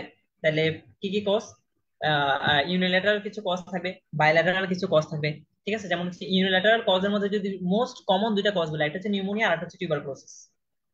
একটা নিউমোনিয়া আর একটা টিউবারকুলোসিস, এটা হচ্ছে বাইল্যাটারাল। বাইল্যাটারাল যে কজ গুলো আছে, বাইল্যাটারাল কজের মধ্যে একটা যেমন এখন সামনে ডেঙ্গু সিজন, ডেঙ্গুতে বাইল্যাটারাল নিউমোনিয়া পেতে পারে, ঠিক আছে, বাইল্যাটারাল প্লুরাল ইনফেকশন পেতে পারে, এটা একটা। আচ্ছা, এরপরে চলে আসে হচ্ছে অ্যাসমা। অ্যাসমা আমাদের জন্য খুবই গুরুত্বপূর্ণ, অ্যাসমার ক্লিনিক্যাল ফিচার গুলো আমাদেরকে লাগবে। ডায়াগনস্টিক ক্রাইটেরিয়াটা একটা বক্স আছে যে আমরা ইনহেলড গ্লুকোকর্টিকয়েড দেওয়ার পরে আমাদের পারফরমেন্স FEV1টা কেমন হবে, কত পার্সেন্ট বাড়বে, ঠিক আছে। এরপর আমাদের ডায়নাল ভেরিয়েশনটা কত পার্সেন্ট হবে উইকলি। এরপরে হচ্ছে আমরা 6 মিনিট হাঁটার পরে আমাদের FEV1টা কত পার্সেন্ট ডিক্রিজ হবে। এই জিনিসগুলো নিয়ে একটা ক্রাইটেরিয়া দেওয়া আছে, যেমন 12% বাড়লে আফটার গ্লুকোকর্টিকয়েড, এটা একটা। এরপর হচ্ছে 20%-এর বেশি যদি ডায়নাল ভেরিয়েশন থাকে, সেটা একটা ডায়াগনস্টিক ক্রাইটেরিয়া। এরপরে হচ্ছে আমাদের 15% যদি ডিক্রিজ হয়, সেটা একটা ডায়াগনস্টিক ক্রাইটেরিয়া। তাহলে এই তিনটা ডায়াগনস্টিক ক্রাইটেরিয়া আমাদেরকে জানতে হবে। এখন চলে আসেন হচ্ছে immediate assessment of acute severe asthma. তো অ্যাকিউট সিভিয়ার অ্যাজমা, তাহলে এখানে অ্যাকিউট সিভিয়ার অ্যাজমা পেশেন্ট তো আসবে আমাদের ওয়ার্ডের আসবে, তাহলে সেই ক্ষেত্রে এখানে একটা হচ্ছে অ্যাকিউট সিভিয়ার অ্যাজমা, একটা হতে পারে হচ্ছে নিয়ার ফ্যাটাল অ্যাজমা, ঠিক আছে। আচ্ছা, এরপর হচ্ছে লাইফ থ্রেটেনিং অ্যাজমা। তাহলে এগুলোর কিছু ভাগ আছে, যেমন হচ্ছে আমাদের অ্যাকিউট সিভিয়ার অ্যাজমার ক্ষেত্রে চারটা কথা আমাকে অবশ্যই বলতে হবে। এটা আমরা মনে রাখি, 1, 25, 50, ঠিক আছে। এভাবে করে আমরা মনে রাখি। একটা হচ্ছে inability to complete sentence in one breath, এক নিঃশ্বাসে একটা কথা সে বলতে পারবে না। আচ্ছা, এরপর হচ্ছে তার রেসপিরেটরি রেট হবে 25-এর বেশি, ঠিক আছে। এরপর হচ্ছে তার পিক এক্সপিরেটরি ফ্লো রেট হবে 33 থেকে 50%। এরপরে যে তার হার্ট রেট হবে হচ্ছে 110-এর বেশি। তাহলে এটা হচ্ছে 125, 50 অ্যান্ড 110। তাহলে দেখেন একটা সহজ ওয়েতে আপনাদেরকে জিনিসটা বুঝাই দিচ্ছি। তাহলে এটাই হচ্ছে ক্লাস করার মেইন উদ্দেশ্য, যে ক্লাস করব কেন, সহজে যাতে কোনো একটা জিনিস ভালো মতো মুখস্থ করা যায়। আচ্ছা, এখন চলে আসেন হচ্ছে যে স্টেপ ওয়াইজ ম্যানেজমেন্ট কি দিব সেটা আমরা করে নিব। এরপর হচ্ছে সিফিলিস। সিফিলিসের হচ্ছে পজিটিভ অর্গানিজম কি সেটা আমাদেরকে জানতে হবে, ক্লাসিফিকেশন, ক্লিনিক্যাল প্রেজেন্টেশন, এগুলো আমাদেরকে জানতে হবে। সিফিলিসের পজিটিভ অর্গানিজম হচ্ছে ট্র্যাপোনিমা পেরিডাম। ইনভেস্টিগেশনের ক্ষেত্রে কিছু ট্র্যাপোনামাল, কিছু ইনভেস্টিগেশন আছে এবং হচ্ছে কিছু নন ট্র্যাপোনেমাল আছে। নন ট্র্যাপোনেমালের মধ্যে হচ্ছে ভিডিআরএল। ভিডিআরএলটা হচ্ছে আমরা স্ক্রিনিং টেস্ট হিসেবে ইউজ করি, তাহলে এটা আমাদেরকে জানতে হবে। স্ক্যাবিসের পজিটিভ অর্গানিজমটা কি, ক্লিনিক্যাল ফিচারটা কি, ম্যানেজমেন্টটা কি, এটা আমাদেরকে জানতে হবে। যেমন পারমেথ্রিন, ঠিক আছে, তারপর হচ্ছে প্রোটামিটন, এগুলো আমরা দিই। তারপর হচ্ছে টিনিয়া। টিনিয়ার মধ্যে যে পজিটিভ অর্গানিজম কি, ক্লিনিক্যাল ফিচার কি, ম্যানেজমেন্ট কি, সেটা আমাদেরকে জানতে হবে। আচ্ছা। আচ্ছা, আপনাদের কোর্সে আপনাদের বই দাগিয়ে পড়ান নাকি হচ্ছে পিডিএফ পরে সেই পিডিএফ দিয়ে দেন? আচ্ছা, আমরা হচ্ছে পিডিএফ দাগিয়ে পড়াচ্ছি এবং দাগানো পিডিএফটা আপনারা ক্লাসের পরে পেয়ে যাবেন। দাগানো যে যে পিডিএফ থেকে আমরা পড়াবো সেই পিডিএফটা দাগায়ও দেবো এবং হচ্ছে পিডিএফটা ক্লাস শেষে আপনাদেরকে প্রোভাইড করে দেবো, যাতে আপনারা খুব ইজিলি পড়তে পারেন। ঠিক আছে? এবং ওখানে হচ্ছে আমরা যে বিগত যে বিসিএস গুলো থাকবে, বিগত বিসিএস এর কোশ্চেন গুলো ওখানে বোর্ড করে দেওয়া থাকে, যেটা যেটা হচ্ছে আপনাদের জন্য খুবই গুরুত্বপূর্ণ। স্পেশাল বিসিএস এ দেখা যাচ্ছে যে বিগত বিসিএস গুলোর কোশ্চেন গুলো বেশি বেশি আসে, তো যার কারণে আমরা কোনো বিসিএস এবং হচ্ছে পিএসসির আন্ডারে যতগুলো পরীক্ষা হয় সেই কোশ্চেন গুলো যেগুলো খুবই গুরুত্বপূর্ণ সেই সব কোশ্চেন আমরা ওখানে রাখছি পিডিএফ এর মধ্যে। আচ্ছা, এরপরে চলে আসে হচ্ছে আমরা অ্যাংজাইটির ক্লাসিফিকেশন। অ্যাংজাইটি এটা কি ফোবিক ফোবিক ডিসঅর্ডার কিনা, এটা কি পারক্সিসমাল অ্যাংজাইটি কিনা, এটা কি জেনারেলাইজড অ্যাংজাইটি ডিসঅর্ডার কিনা, এটা আমাদের জানতে হবে। এরপর ট্রিটমেন্ট জানতে হবে। এরপরে অটোজোমাল ডিসঅর্ডারস, এগুলো থেকে আসবেই কোনটা অটোজোমাল ডমিনেন্ট, কোনটা অটোজোমাল রিসেসিভ, এগুলো পরীক্ষাতে অবশ্যই অবশ্যই আসবে। অটোজোমাল ডমিনেন্ট কোনটা, অটোজোমাল রিসেসিভ কোনটা, এক্স লিঙ্কড ডমিনেন্ট কোনটা, এক্স লিঙ্কড রিসেসিভ কোনটা, এটা সব সময় আসবে। আচ্ছা, ক্লাস কি জুমে হবে কিনা? হ্যাঁ, ক্লাস জুমে হবে, লাইভ হবে, এবং হচ্ছে রেকর্ডেড ভার্সনটাও আমরা পরে দিয়ে দিব। এবং হচ্ছে ক্লাস শেষে হচ্ছে আপনাদেরকে পিডিএফ প্রোভাইড করে দেব। আচ্ছা, জেনারেলের কোনো কোশ্চেন ব্যাংকের প্রাইস, আচ্ছা জেনারেলের জন্য আমাদের যে বুক সেটার প্রাইস হচ্ছে 980 টাকা। 980 টাকা, এখানে জেনারেল পার্টের সবকিছু দেওয়া আছে সুন্দর মতো, খুব ভালো মতো একটা বই পড়ে আপনি পুরো জেনারেল পার্ট আপনি কভার করে দিতে পারবেন একটা বই পড়ে। আচ্ছা, এরপরে চলে আসে হচ্ছে এক্স লিঙ্ক বললাম। এরপর হচ্ছে সার্জিক্যাল ইনফেকশন। সার্জিক্যাল ইনফেকশনের মধ্যে হচ্ছে সার্জিক্যাল ইনফেকশন কেন হচ্ছে, কজ গুলা কি, এটা ম্যানেজমেন্টটা কিভাবে করবো, শক। সবচেয়ে গুরুত্বপূর্ণ হচ্ছে শক এন্ড হেমোরেজ। এখান থেকে 39 বিসিএস এও কোশ্চেন আসছে, 42 বিসিএস এও কোশ্চেন আসছে। তাহলে শকের টাইপস গুলো আমাদের জানতে হবে। আমাদের কি হাইপোভলিমিক শক কিনা, কার্ডিওজেনিক শক কিনা, তাহলে প্রত্যেকটা শক এর টাইপস উইথ এক্সাম্পল, প্রত্যেকটা টাইপসের শক উইথ এক্সাম্পল আমাদেরকে পড়তে হবে, উইথ ম্যানেজমেন্ট। এগুলো আমাদেরকে পড়তে হবে। হার্নিয়া, হার্নিয়ার টাইপস কি, এটা কোন ধরনের হার্নিয়া, এটা কি আম্বিলিকাল হার্নিয়া, এটা কি ইনগুইনাল হার্নিয়া, এটা কি ইনসিশনাল হার্নিয়া। তাহলে প্রত্যেকটা হার্নিয়া সম্পর্কে জানবে। ইনগুইনাল হার্নিয়া হলে সেটাকে ডিরেক্ট নাকি ইনডিরেক্ট, সেটা আমি কিভাবে বুঝবো, সেটার জন্য আমি কি কি টেস্ট করব। ঠিক আছে? এগুলো আমাদেরকে করতে হবে। আচ্ছা, এরপরে চলে আসে হচ্ছে বার্নস, বার্নের কজ এবং হচ্ছে কমপ্লিকেশন। এরপরে চলে আসে trauma, types of trauma, early assessment and management of severe trauma, traumatic brain injury, traumatic brain injury, এগুলো আমরা একটু পড়বো। এরপরে উন্ডস, উন্ডস এর মধ্যে হচ্ছে টাইপস অফ উন্ডস, এটা কোন ধরনের উন্ডস সেটা আমাদেরকে পড়তে হবে। ঠিক আছে? এটা কি ল্যাসারেট কিনা, এটা কি শার্প কিনা। ঠিক আছে? এটা আমাদেরকে পড়তে হবে। এরপর component of wound healing, wound healing এর যে কম্পোনেন্ট গুলো সেগুলো কি কি সেটা পড়তে হবে। ফ্যাক্টরস এফেক্টিং উন্ড হিলিং, কি কি ফ্যাক্টরস দায়ী উন্ড হিলিং এর জন্য। ঠিক আছে? যেগুলো যেগুলো হচ্ছে উন্ড হিলিংটাকে করতে দেয় না, প্রিভেন্ট করে দেয়। আচ্ছা, এরপরে অ্যাকিউট রিটেনশন অফ ইউরিন, একটা patient acute retention of urine নিয়ে আসলে তাহলে কি কি চিন্তা করতে হবে সেটা করতে হবে। কোলিসিস্টাইটিস এন্ড কোলোলিথিয়াসিস, এগুলোর কজ কি, এটা কিভাবে আমরা ডায়াগনোসিস করব, এটা একটা clinical diagnosis, mainly clinical diagnosis. ঠিক আছে? কি কি ক্লিনিক্যাল ফাইন্ডিংস গুলো আমরা পাবো। ঠিক আছে? আচ্ছা, এখানে কি ম্যাকবার্নিস টেন্ডারনেসটা কেমন হবে সেটা আমাদেরকে জানতে হবে, এটার লোকেশন কোথায়, এটা কোথায় দেখে, কিভাবে দেখে, এগুলো জানতে হবে।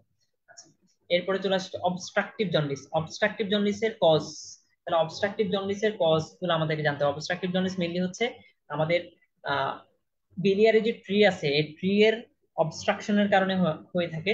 তাহলে এই ক্ষেত্রে হচ্ছে আমাদের এটা ইন্ট্রাবিলিয়ারি হতে পারে, এক্সট্রা বিলিয়ারি হতে পারে। ঠিক আছে? এক্সট্রা বিলিয়ারি হচ্ছে যেমন ধরুন কোনো একটা বাইরে থেকে একটা কোনো কার্সিনোমা এসে হচ্ছে এটা অবস্ট্রাকশন করে দিছে, অথবা হচ্ছে ইন্ট্রাবিলিয়ারি হতে পারে হচ্ছে কোনো স্টোন হতে পারে। তাহলে প্যাটার্নটা কিরকম হতে পারে, প্যাটার্নটার মধ্যে হচ্ছে একটা হচ্ছে সে হতে পারে ইন্টারমিডিয়েন্ট হতে পারে, সে হতে পারে ফ্লাকচুয়েটিং হতে পারে, সেটা হতে পারে প্রোগ্রেসিভ, যেমন প্রোগ্রেসিভের ক্ষেত্রে carcinoma head of the pancreas. ঠিক আছে? এরপর হচ্ছে ক্লিনিক্যাল ফিচারের মধ্যে কি পাবে, একটা অবস্ট্রাকটিভ জন্ডিসের মধ্যে সবচেয়ে বেশি জন্ডিস। ঠিক আছে? তাহলে হচ্ছে ওর জন্ডিসটা থাকবে সিভিয়ার, এবং হচ্ছে ওর ইউরিনটা হবে একটু ডার্ক কালার হবে এবং স্টুলটা পেল কালার হবে, এই জিনিসগুলো আমাদের করতে হবে। আচ্ছা,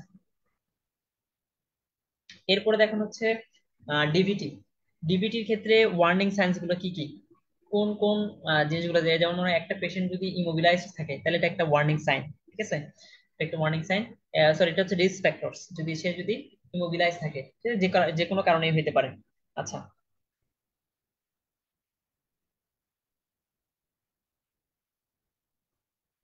আচ্ছা, এরপরে চলে আসে হচ্ছে head injury, head injury types গুলো। হেড ইনজুরি কি কি হতে পারে, যেমন মনে করেন এখানে হেডের যে ট্রমা গুলো হয়, যেমন মনে করেন সাবডুরাল হেমাটোমা হতে পারে, তারপর হচ্ছে ফ্র্যাকচার থাকতে পারে, এরপর হচ্ছে এপিডুরাল হেমাটোমা থাকতে পারে, এক্সট্রাডুরাল হেমাটোমা যেটা বলি এটা। এরপর হচ্ছে ক্লিনিক্যাল প্রেজেন্টেশনটা কেমন হবে, এটা ইনভেস্টিগেশন কি করবো, এটা থেকে আমরা সিটি স্ক্যান কখন করবো কখন করবো না, এগুলো আমাদেরকে জানতে হবে। এরপর হচ্ছে gastric subacute intestinal obstruction cause. আমি একটু ফাস্ট যাচ্ছি কারণ হচ্ছে অনেক সময় হয়ে গেছে, রাত অনেক হয়ে গেছে, এই কারণে আমি একটু ফাস্ট যাচ্ছি।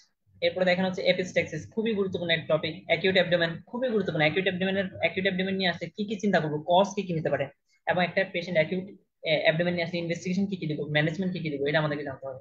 ক্লোজার অফ উন্ডস, উন্ডস এর ক্লোজারটা সেটা প্রাইমারি ক্লোজার ক্লোজার দিব কিনা, এটা ডিলেড প্রাইমারি হবে কিনা, সেকেন্ডারি ক্লোজার হবে কিনা, এটা মেথডস অফ উন্ড ক্লোজার, কোন কোন মেথডে আমরা উন্ড ক্লোজারটা করবো, ফ্যাক্টর এফেক্টিং উন্ড ক্লোজার, কি কি ফ্যাক্টর দায়ী উন্ড ক্লোজার কি এফেক্ট করার জন্য, সেগুলো আমাদেরকে জানতে হবে। এরপর সার্কামসিশনের মেডিকেল রিজন কি কি হতে পারে, একটা পেশেন্টের ফাইমোসিস আছে তাহলে সেক্ষেত্রে সার্কামসিশন করতে পারবো, ঠিক আছে। এরপর হচ্ছে রিস্ক এন্ড কমপ্লিকেশন, আমরা জানি যেমন রিস্ক কি হতে পারে, একটা হিমোফিলিয়ার পেশেন্টকে যদি সার্কামসিশন করতে গেলে তাহলে প্রচুর পরিমাণে ব্লিডিং হবে, তাহলে এগুলো হচ্ছে রিস্ক ফ্যাক্টর, হিমোফিলিয়া থাকতে পারে। এরপর হচ্ছে কমপ্লিকেশন কি, কমপ্লিকেশন হচ্ছে অনেক সময় হচ্ছে প্রচুর পরিমাণে ব্লিডিং হয়ে মারা যেতে পারে। এই যে কি কি কমপ্লিকেশন গুলো আছে সেগুলো আমাদেরকে বুঝতে হবে। এরপর হচ্ছে ড্রেসিং অফ সার্জিক্যাল উন্ডস, পারপাসটা কি, কি কারণে আমি ড্রেসিংটা করবো, টাইপস কি, ইম্পর্টেন্ট কনসিডারেশন কি কি, আমরা কি কি বিষয় আমরা কনসিডারেশন করবো এখানে। এখন হচ্ছে ইমপ্লান্টেশন, ইমপ্লান্টেশন টাইম, কখন ইমপ্লান্টেশন হয়, ইমপ্লান্টেশনের টাইমটা এটা কি 6 থেকে 9 দিনের মধ্যে হয় কিনা, সেই জিনিসটা আমাকে পাবে। ইমপ্লান্টেশনের সাইটটা কোথায়, posterior wall of the uterus, এটা আমাদেরকে জানতে হবে। ফিটোপ্লাসেন্টাল ইউনিটের কম্পোনেন্ট গুলো কি, সেটা আমাদেরকে জানতে হবে, ফিটোপ্লাসেন্টাল ইউনিটের কম্পোনেন্ট গুলো। অ্যামনিওটিক ফ্লুইডের ক্যারেক্টারিস্টিক ভলিউম, ভলিউমটা অ্যাকর্ডিং টু জেস্টেশনাল এজ, কোন জেস্টেশনালে কত ভলিউম থাকে অ্যামনিওটিক ফ্লুইড, সেটা আমাদেরকে জানতে হবে। Umbilical cord most important, umbilical কর্ডের মেজারমেন্টটা কেমন, 20 থেকে 120 সেন্টিমিটার কিনা। এরপরে হচ্ছে লেংথটা। এরপর হচ্ছে ডেভেলপমেন্টটা কোথেকে হলো, কন্টেন্টস খুবই গুরুত্বপূর্ণ, কন্টেন্টস খুবই খুবই গুরুত্বপূর্ণ। এরপর দেখেন নিউট্রিশন ডিউরিং প্রেগনেন্সি, প্রেগনেন্সিতে কি কি নিউট্রিশন দরকার হয়, ভমিটিং ইন আর্লি প্রেগনেন্সি। এরপর হচ্ছে স্টেজ অফ নর্মাল লেবার, খুবই গুরুত্বপূর্ণ, স্টেজ কি কি স্টেজ গুলো আছে, স্টেজ গুলো ভালো মতো পড়তে হবে, যে নর্মাল লেবারের স্টেজ গুলো কি। পার্টোগ্রাফে, একটা পার্টোগ্রাফে কি কি কম্পোনেন্ট গুলো থাকে, তাহলে কম্পোনেন্টস অফ পার্টোগ্রাফ এটা ভালো মতো পড়তে হবে। Breast feeding, exclusive breast feeding কতদিন পর্যন্ত আমরা করাবো, এক্সক্লুসিভ ব্রেস্ট ফিডিং, তখন আসলে এক্সক্লুসিভ ব্রেস্ট ফিডিং বলতে আমরা কি বুঝি, কমপ্লিমেন্টারি ব্রেস্ট ফিডিং বলতে আমরা কি বুঝি, এটা। তারপর হচ্ছে এনিমিয়া ডিউরিং প্রেগনেন্সি, একটা একটা প্রেগনেন্ট উইমেন কেন এনিমিয়াতে ভুগে, তার কেন এনিমিয়া হয়, সেই জিনিসটা আমাদেরকে করতে হবে, সেই জিনিসটা আমাদের। জিডিএম, জেস্টেশনাল ডায়াবেটিস মেলাইটিস, খুবই গুরুত্বপূর্ণ, এটা রিস্ক ফ্যাক্টর গুলো কি, কমপ্লিকেশন কি, ডায়াগনোসিস।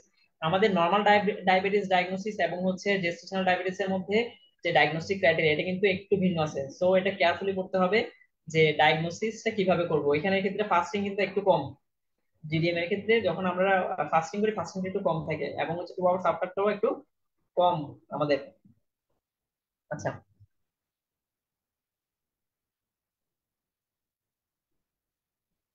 পিডিএফটা ক্লাস শেষে দিব কিনা, হ্যাঁ অবশ্যই পেয়ে যাবেন আপনারা, আমি শেয়ার করে দিব, আপনারা মডারেটরদের কাছ থেকে নিয়ে নিতে পারবেন। আচ্ছা, রিস্ক ফ্যাক্টরস, এরপর হচ্ছে কমপ্লিকেশন, ডায়াগনোসিস এন্ড ম্যানেজমেন্ট। এরপরে চলে আসেন হচ্ছে সবচেয়ে গাইনিতে সবচেয়ে ইম্পর্টেন্ট টপিক হচ্ছে একলামশিয়া এন্ড প্রি একলামশিয়া, খুবই গুরুত্বপূর্ণ। ওয়ার্নিং সাইন্স অফ একলামশিয়া কি কি আছে, একলামশিয়া মেইনলি হচ্ছে প্রি একলামশিয়া বেশি থাকে। একলামশিয়াতে হচ্ছে খিঁচুনি সহ যখন প্রেজেন্ট করে, হাইপারটেনশন এন্ড হচ্ছে প্রোটিনিউরিয়া, এই দুইটা হচ্ছে প্রি একলামশিয়া, সাথে যদি খিঁচুনি সহ হয় তখন হচ্ছে একলামশিয়া। তাহলে এগুলোর জন্য কিছু ওয়ার্নিং সাইন যেগুলো বোঝায়, যেমন মনে করেন হেডেক হতে পারে, ঠিক আছে। তাহলে এই ওয়ার্নিং সাইন গুলো আমাদেরকে পড়তে হবে, ডিফারেন্স বিটুইন একলামশিয়া এন্ড প্রি একলামশিয়া সেটা পড়তে হবে, রিস্ক ফ্যাক্টর গুলো কি কি, কিভাবে ডায়াগনোসিস করবে, এবং একলামশিয়া এবং প্রি একলামশিয়ার ম্যানেজমেন্টটা কি। মেনলি হচ্ছে একটা একলামশিয়ার পেশেন্টের ম্যানেজমেন্ট হচ্ছে delivery of the baby, baby delivery করতে পারলেই হয়ে গেল।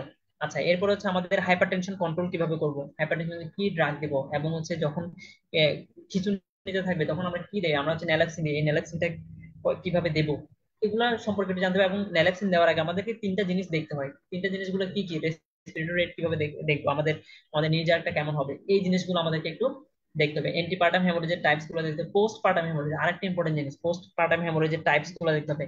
এরপর হচ্ছে 4 T's অফ পিপিএইচ, এটা আমাদেরকে পড়তে হবে। প্রলংড অ্যান্ড অবস্ট্রাক্টেড লেবার, এটার কজ কি, প্রলংড কেন হলো, অবস্ট্রাক্টেড কেন হলো, অবস্ট্রাক্টেড কে এটা কি ম্যাটারনাল কোনো কজ আছে কিনা, ম্যাটারনাল পেলভিকের ডায়ামিটারের কোনো সমস্যা আছে কিনা, অথবা বাচ্চা বড় আছে কিনা, এটা। আচ্ছা, জিডিএম এর আরেকটা কমপ্লিকেশন হচ্ছে জিডিএম এর কিন্তু বাচ্চা কিন্তু বড় হয়, সো জিডিএম এর কোনো পেশেন্ট থাকলে তাদের ক্ষেত্রে অবস্ট্রাক্টেড লেবার হওয়ার চান্স বেশি, ঠিক আছে। এরপর হচ্ছে অবস্ট্রাক্টেড লেবারের কজ গুলো এবং কমপ্লিকেশন, কমপ্লিকেশন কি হতে পারে, কমপ্লিকেশন বাচ্চা আটকে গেছে তাহলে বাচ্চার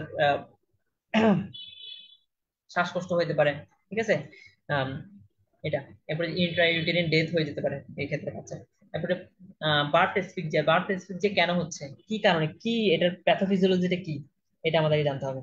আচ্ছা, এরপরে হচ্ছে মেডিকেল পার্ট, জেনারেল পার্ট সকালে, মেডিকেল পার্ট রাতে, ক্লাস কি এভাবে হবে ভাই, না আমাদের হচ্ছে ক্লাস দুইটাই রাতে হবে, একটা সন্ধ্যায় হবে, একটা রাত 10টায় হবে, ঠিক আছে? একটা সন্ধ্যায় আর একটা রাত 10টায়, কারণ দেখা যায় সকালে অনেকেরই ডিউটি থাকে কোনো না কোনো কারণে, যার কারণে আমরা এভাবে করে সাজাইছি। কিন্তু কেউ যদি কোনো কারণে এরপরে যদি ক্লাস করতে না পারে, ক্লাসের আমরা রেকর্ডেড ভিডিওটা আমরা দিচ্ছি। যদি খুব অপারগ হয়ে যদি কেউ যদি করতে না পারেন, আমি আশা করব সবাই লাইভ ক্লাসে জয়েন করবেন। লাইভ ক্লাসে জয়েন করলে একটা ইন্টারাকশন থাকে, যে মেন্টরদের সাথে স্টুডেন্টদের মধ্যে একটা ইন্টারাকশন থাকে। দেখা যায় আমি কথা বলতেছি, আমি পড়াচ্ছি, সেই সময় আপনারা কিছু কোশ্চেন করলে আমি ইনস্ট্যান্ট কিছু আনসার দিয়ে দিলাম, এবং এটাতে আপনি বেনিফিটেড হলেন। অথচ আপনি রেকর্ডেড করলে তো আমাকে কোশ্চেন করতে পারবেন না, তখন তো রেকর্ডেড পাচ্ছেন। তো সেই ক্ষেত্রে হচ্ছে আহ এটা একটা স্পেশাল বেনিফিট পাবেন। আপনি যথাসম্ভব চেষ্টা করবেন হচ্ছে লাইভ ক্লাস গুলো করার জন্য, এবং সবাই যাতে লাইভ ক্লাস গুলো করতে পারে সেই জন্য আমরা সময় দিচ্ছি হচ্ছে সন্ধ্যায়। সন্ধ্যায় এবং হচ্ছে রাত 10টায়। ওই সময় মোটামুটি সকালে অনেকেরই কাজ থাকতে পারে, যাতে সব কাজ শেষ করে এসে ডিউটিটা করতে পারে, মানে ক্লাসগুলো করতে পারে। আচ্ছা, তবে এখন আমি যেটা বলবো সেটা হচ্ছে এখন সবকিছু বাদ দিয়ে আসলে পড়ালেখা করা উচিত। সবকিছু বাদ দিয়ে পড়ালেখা করা উচিত, কারণ হচ্ছে বাংলাদেশে যদি আপনি থাকতে চান আপনার বিসিএস লাগবেই।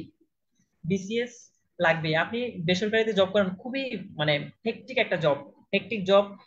তেমন কোনো মর্যাদা আপনি পাবেন না। আপনি আপনার অ্যাবিলিটি এবং পরিশ্রম অনুযায়ী আপনি কোনো মর্যাদা পাবেন না। আর হচ্ছে প্রাইভেট যারা আছেন তারা অনেকে, আমরা অলরেডি কিছুদিন আগে আন্দোলনও দেখছি যে প্রাইভেট ট্রেনিংদের হচ্ছে আন্দোলন করা লাগছে, ওদের ট্রেনিং এর ভাতাটা বাড়াচ্ছে না। খুব হ্যাসেল, মানে প্রাইভেটদের জন্য মানে খুবই ঝামেলা হয়ে যায়। যে এগুলো কারণ হচ্ছে এই যে প্রাইভেটদের যে ভাতাটা দেওয়া হয় খুবই নগণ্য ভাতা, এটা দিয়ে আসলে চলাও খুব কষ্টকর হয়ে যায়। তো সবকিছু যদি চিন্তা করেন, আপনার জন্য হচ্ছে সরকারি চাকরিটা খুবই গুরুত্বপূর্ণ, খুবই ভালো। তো আপনি যদি চান যে এই ধরনের হেসেল থেকে মুক্তি, তাহলে এটাই এখন সুযোগ, সবচেয়ে বেস্ট সুযোগ হচ্ছে এটা, যে নিজেকে একটু আপগ্রেড করে তোলা, এবং হচ্ছে নিজেকে একজন বিসিএস ক্যাডার করে তোলা, এবং হচ্ছে এই যে যত হেক্টিক জবগুলো আছে এগুলো থেকে একটু নিজেকে মুক্তি দেওয়ার সময় চলে আসছে। আচ্ছা, এখন চলে আসেন হচ্ছে বার্থ এসফিক্সিয়া বললাম, এরপর জন্ডিস। এই জন্ডিসটা হচ্ছে কোনটা? এই জন্ডিস হচ্ছে বাচ্চাদের যে জন্ডিস হয়, সেটা কি ফিজিওলজিক্যাল জন্ডিস নাকি প্যাথোলজিক্যাল জন্ডিস? ফিজিওলজিক্যাল জন্ডিসের কিছু কজ আছে, প্যাথোলজিক্যাল জন্ডিসের কিছু কজ আছে, এগুলো পড়তে হবে। Caesarean section, indication, name of indication, এগুলো আমাদেরকে, নেম অফ ইনসিশনটা, ইন্ডিকেশন পড়বো আর নেম অফ ইনসিশন। সিজারিয়ান সেকশনে যে ইনসিশনটা দিই সেটার নাম কি, ঠিক আছে? সেটার বানানটা একটু খুব সুন্দর, ঠিক আছে? আচ্ছা, প্যানেনস্টিশিয়াল হচ্ছে ইনসিশন। তাহলে এই এই এই নামটা মনে রাখতে হবে, এটার বানান সহ। আচ্ছা, এরপরে দেখেন হচ্ছে কমপ্লিকেশন, এরপর হচ্ছে ম্যাটারনাল মর্টালিটি এন্ড মরবিডিটি। কেন ম্যাটারনাল মর্বিডিটি এন্ড মর্টালিটি হচ্ছে, এটা কত পার্সেন্ট হচ্ছে সেটা জানতে হবে। নিউনেটাল মরবিডিটি এন্ড মর্টালিটি কত পার্সেন্ট হচ্ছে, কত পার্সেন্ট বর্তমানে বাংলাদেশে, সেটা জানতে হবে, এবং হচ্ছে কেন হচ্ছে এটা আমাদেরকে জানতে হবে। এরপরে ইউটেরাস, ইউটেরাসের পার্টস গুলো আমাদেরকে জানতে হবে, পার্টস কি কি পার্টস আছে, কি কি লেয়ার আছে। পজিশন অফ ইউটেরাস আমাদেরকে জানতে হবে, কমন কন্ডিশন অফ ইউটেরাস জানতে হবে, টাইপস অফ ইউটেরিন অ্যাবনর্মালিটি আমাদেরকে জানতে হবে, ঠিক আছে? তাহলে হচ্ছে এগুলো সবগুলো হচ্ছে আমাদেরকে জানতে হবে।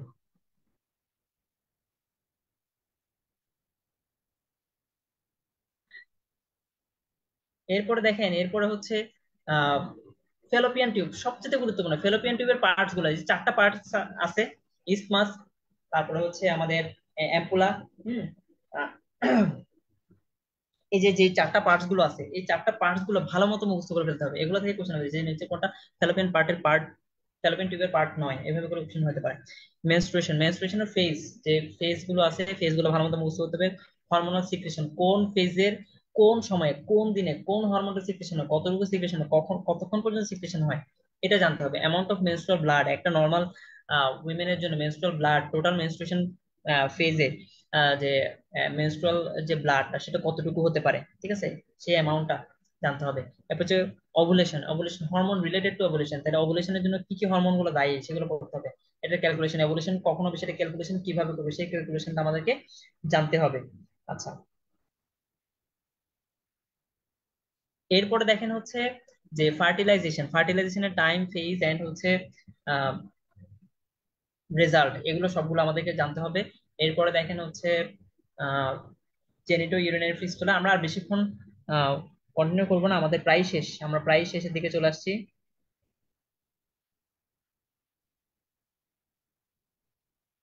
প্রায় শেষের দিকে চলে আসছি এখন। আচ্ছা, তো এর মধ্যে কারো কোনো কোশ্চেন থাকলে করে ফেলতে পারেন, তাহলে আমি লাইভে থাকতে থাকতে হচ্ছে আপনাদেরকে সবগুলো আনসার দিয়ে দিতে পারবো। আচ্ছা, ক্লাসে ভর্তি না হয়ে এক্সামে ভর্তি হলে পিডিএফ দেওয়া হবে কিনা? আচ্ছা, এটা আপনি মডারেটর যারা আছেন তাদেরকে জিজ্ঞেস করুন, তারা আনসার দিয়ে দিবে আশা করি। আর হচ্ছে বই কিনলে কি ক্লাসের সব টপিকস কভার হবে কিনা? অবশ্যই সব টপিক কভার হয়ে যাবে, ওইখানে সব ডিটেলসে দেওয়া আছে। সবকিছু আপনি বইটা ভালো মতো পড়তে পারলেই আপনার সবকিছু কভার হয়ে যাবে। আপনি নিশ্চিন্তে মানে তিনটা বই পড়বেন, তিনটা বই কিনবেন, তিনটা বই পড়বেন, ঠিক আছে? তিনটা বই পড়লেই হচ্ছে আহ মোটামুটি সব কভার করে ফেলতে পারবেন। আচ্ছা। আর অন্যান্য যে কোচিং গুলো আছে বর্তমানে বাংলাদেশে, সবচাইতে হচ্ছে সহজ, সুলভ মূল্যে বলা যায়। এটা আসলে আপনাদের কথা চিন্তা করে আসলে কোর্স ফি গুলো কমায় রাখানো হয়েছে। মাত্র 3060 টাকা দিয়ে হচ্ছে আমরা কোর্স শুরু করছি। তো যারা যারা এখনো এনরোল করেন নাই, এটাই শেষ সময়, এটাই শেষ সুযোগ। এখন যদি আপনি এনরোল করেন, আজকে থেকে যদি পড়া শুরু করেন, আপনি ক্যাডার হয়ে যাবেন। তো এই সুযোগ মিস করা যাবে না, ঠিক আছে? পরে কবে আবার স্পেশাল হবে এটা আসলে কেউ জানে না। আমার মত হচ্ছে স্পেশাল দিয়ে দেওয়া উচিত, কারণ হচ্ছে জেনারেল বিসিএস এ এত বেশি প্যারা থাকে। জেনারেল বিসিএস একবার প্রিলি দিবেন, এরপর হচ্ছে রিটেন দিবেন, এরপর হচ্ছে ভাইবা দিবেন। 4 থেকে 5 বছর ধরে একটা চাকরির পেছনেই সময় দিবেন। একটা চাকরির পেছনে কেন 4 থেকে 5 বছর সময় দিতে হবে? 4 থেকে 5 বছর সময়ের মধ্যে এর মধ্যে কত কিছু হয়ে যাবে, ফ্যামিলি থেকে অনেক প্রেশার আসবে যে তুই তো কোনো কিছু করতেছিস না, তোর চাকরি করতেছিস না, তাহলে দেখেন কত ঝামেলা। আচ্ছা।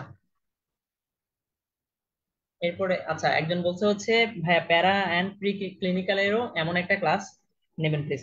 ইনশাল্লাহ আমি রেডি করে আসলে এত দ্রুত সবকিছু হচ্ছে, মানে সবকিছু একটু রেডি করতে আমাদেরও একটু কষ্ট হয়ে যাচ্ছে, কিন্তু আমরা কষ্টগুলো করতেছি শুধুমাত্র আপনাদের জন্য, ঠিক আছে? আচ্ছা। কষ্ট করে আমরা সবই রেডি করে ফেলবো, সমস্যা নাই, ঠিক আছে? আমাদের যতই কষ্ট হোক, আমরা চাই হচ্ছে আপনারা আহ, ভালো একটা রেজাল্ট করেন, ভালো একটা সাফল্য নেন, এবং হচ্ছে এক্সক্লুসিভ এডুকেশনের মুখটা উজ্জ্বল করেন আর কি, সবার মাঝে, ঠিক আছে? আপনাদের সাফল্য মানে আমাদের সাফল্য। আপনারা যত বেশি সফল হবেন, আমরা তত বেশি সফল হব। আচ্ছা। Genital prolapse cause types. তাহলে জেনিটাল প্রোলাপস বলতে এখানে এটা ভেজাইনাল প্রোলাপস হতে পারে, এটা ইউটেরিন প্রোলাপস হতে পারে, এটা হচ্ছে রেক্টো ভেজাইনাল প্রোলাপস হতে পারে।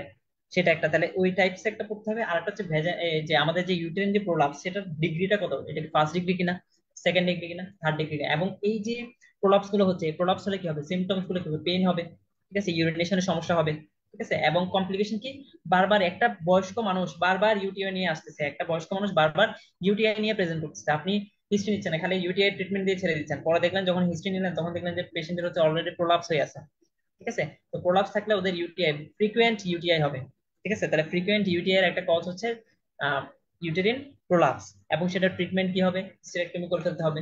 তাহলে এই জিনিসগুলো আমাদেরকে জানতে হবে। এন্ডোমেট্রিওসিস, সে ক্লিনিক্যাল ফিচার কি, কজ কি, কমপ্লিকেশন কি, এটা করতে হবে। কন্ট্রাসেপটিভ মেথডস, এখান থেকে কিন্তু একটা কোশ্চেন আসবে। পার্মানেন্ট কি, টেম্পোরারি কি? পার্মানেন্ট গুলো হচ্ছে ভেসেক্টমি, ঠিক আছে, টিউবেক্টমি, এগুলো আমরা করতে পারি। এরপর টেম্পোরারি মধ্যে অনেকগুলো মেথডস গুলো আছে। যে মেথডস গুলো আছে এখানে হচ্ছে আমরা একটা হচ্ছে কপারটি ইনসারশন, তারপর হচ্ছে ব্যারিয়ার মেথড আছে, আরো অনেকগুলো যে মেথড গুলো আছে, ঠিক আছে, কিছু আবার কন্ট্রাসেপ্টিভ পিল আছে। তো এগুলো হচ্ছে সবগুলো টেম্পোরারি মেথড। এরপর হচ্ছে কিছু ইমপ্লান্টেশন আছে, সেই ইমপ্লান্টেশন গুলো সবগুলো হচ্ছে কোনটা কি মেথড সেগুলো জাস্ট একটু পড়ে নিতে হবে, তাহলে হয়ে যাবে। এরপর দেখেন pre menopausal and post menopausal syndromes গুলো। প্রি মেনোপোজাল আমরা কি কি পাবো, পোস্ট মেনোপোজাল সিমটমস গুলো আমরা কি কি পাবো, ঠিক আছে? যেমন হচ্ছে ফ্লাশিং পাবো, ঠিক আছে, এরপর হচ্ছে হেডেক থাকতে পারে, ঠিক আছে? তাহলে এই যে কি কি জিনিসগুলো আমরা পাবো, তাহলে এই জিনিসগুলো আমাদের করতে হবে। এবং পোস্ট মেনোপজালে কেন পাবো, এবং হচ্ছে তখন আমাদের বোনস এর কন্ডিশনটা কেমন হবে, আমরা কি কি সাপ্লিমেন্ট দিতে পারি, ঠিক আছে, এরপরে হচ্ছে এটার জন্য আরো কি কি আমরা ওষুধ দিতে পারি, এই জিনিসগুলো হচ্ছে post menopausal treatment, clinical feature, এবং হচ্ছে প্যাথোফিজিওলজি, এগুলো সব করা যাবে। এখানে হরমোনাল কি কি চেঞ্জ হচ্ছে এটা আমাদেরকে জানতে হবে। এরপর হচ্ছে ডিএনসি, ডিএনসি তো আমরা জানি ডিএনসির ইন্ডিকেশন কি, সেটা। আচ্ছা।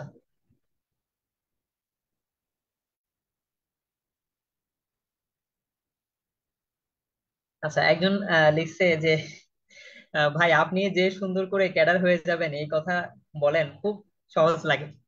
না, আসলেই কিন্তু সহজ। আপনি যখন ক্যাডার হয়ে যাবেন তখন আপনি বলবেন যে ভাইয়া যেভাবে বলছে আসলে আরো সহজ।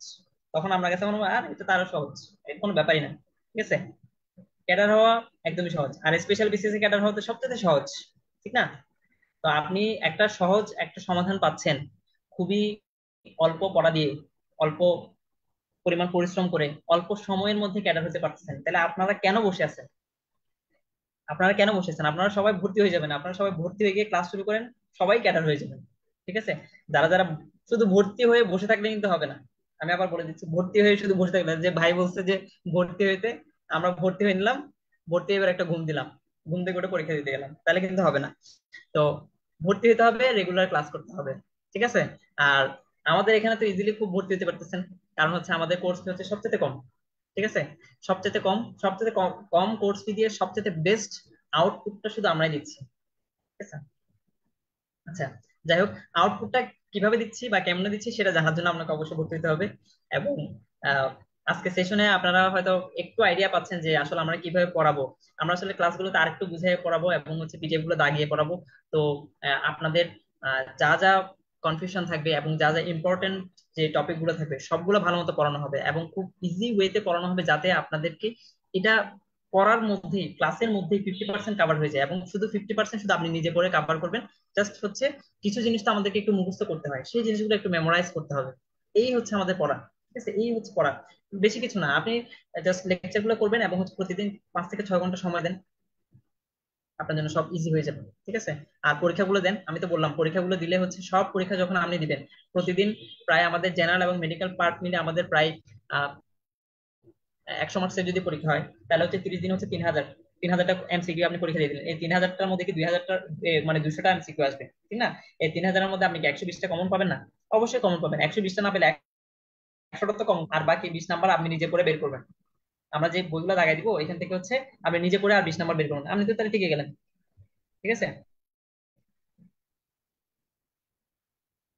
আচ্ছা, কোর্স ফি এর মধ্যে কি বুক প্রোভাইড করবেন কিনা? না, আমাদের বই কিন্তু আলাদা।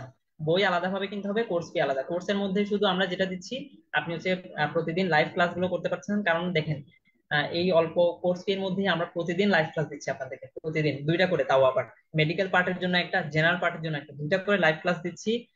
এবং হচ্ছে এটার আপনি এক্সামও দিতে পারতেছেন, তাহলে এক্সামও দিচ্ছেন, লাইভ ক্লাসও করতেছেন। ঠিক আছে।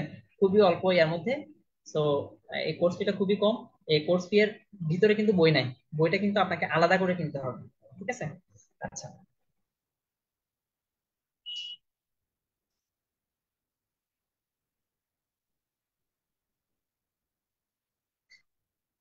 আচ্ছা, তাহলে দেখেন, এরপরে দেখেন হিস্টেরেক্টমি ইন্ডিকেশন, এরপরে দেখেন সবচেয়ে গুরুত্বপূর্ণ টপিক অ্যাসিড বেস ডিসঅর্ডার। এখান থেকে আপনি একটা কোশ্চেন পাবেন, মেটাবলিক অ্যাসিডোসিস। একটা কোশ্চেন পাবেন মেটাবলিক অ্যাসিডোসিস, সেটা কি high anion gap metabolic acidosis, সেটা কি normal anion gap metabolic acidosis. এই টপিক থেকে আপনি একটা কোশ্চেন অবশ্যই অবশ্যই পাবেন, এটা লিখে রাখেন, যে ভাইয়া বলছে যে এখান থেকে একটা কোশ্চেন পাবো। ঠিক আছে, যে normal anion gap metabolic acidosis এর কজ কি, high anion gap metabolic acidosis এর কজ কি। এগুলো কিন্তু একদম সহজ, এগুলো জাস্ট মুখস্থ করার কিছু নাই। এগুলো ক্লাসে আপনাদেরকে বুঝিয়ে দেবো যে কিভাবে মেটাবলিক অ্যাসিডোসিস আমরা ইজিলি কজ গুলা বের করতে পারবো। মেটাবলিক অ্যালকালোসিস কিভাবে বের করবো, রেসপিরেটরি অ্যাসিডোসিস কিভাবে বের করবো, রেসপিরেটরি অ্যালকালোসিস কিভাবে বের করবো। ঠিক আছে। আচ্ছা, তো যেমন মনে করেন ডায়াবেটিক কিটো অ্যাসিডোসিস, পরীক্ষায় মনে করেন আসলো যে ডায়াবেটিক কিটো অ্যাসিডোসিস, এটা কি? এটা হচ্ছে high anion gap metabolic acidosis, শেষ। ঠিক আছে। তাহলে এগুলো হচ্ছে কিভাবে বের করতে হবে বা কিভাবে আমরা বুঝবো যে এটা হাই অ্যানায়ন গ্যাপ কিনা, সেটা আমরা বুঝিয়ে দিব ক্লাসের মধ্যে।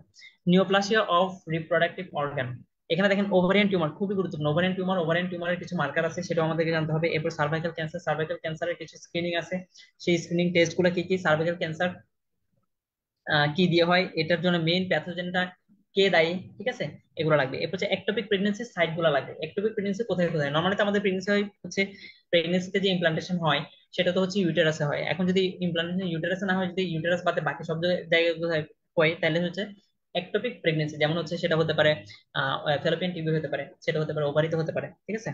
আচ্ছা, এবং একটোপিক প্রেগনেন্সি খুবই ডেঞ্জারাস। বুক প্রাইস, একজন জিজ্ঞেস করছে বুক প্রাইস।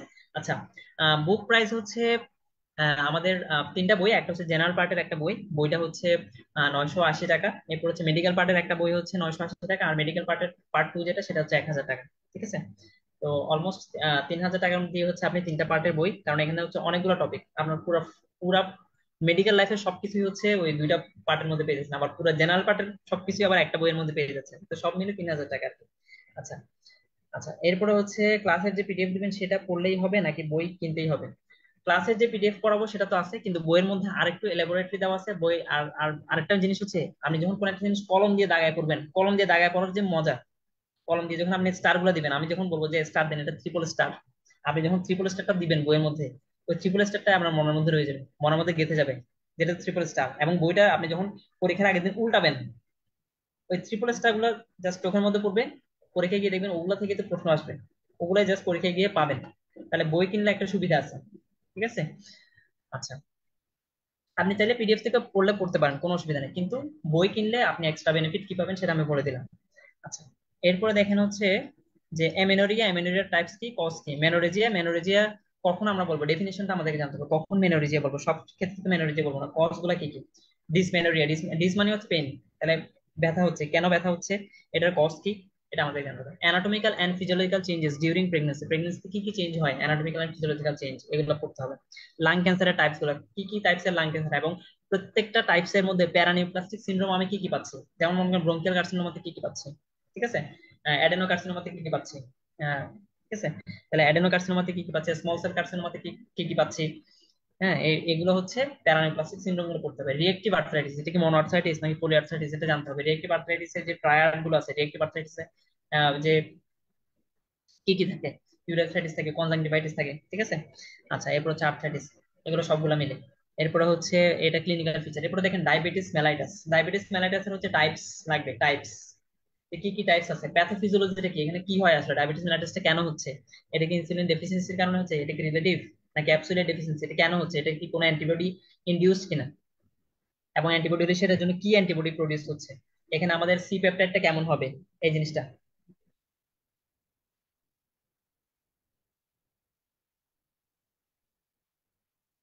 আচ্ছা, আমরা প্রায় শেষের দিকে চলে গেছি। আচ্ছা,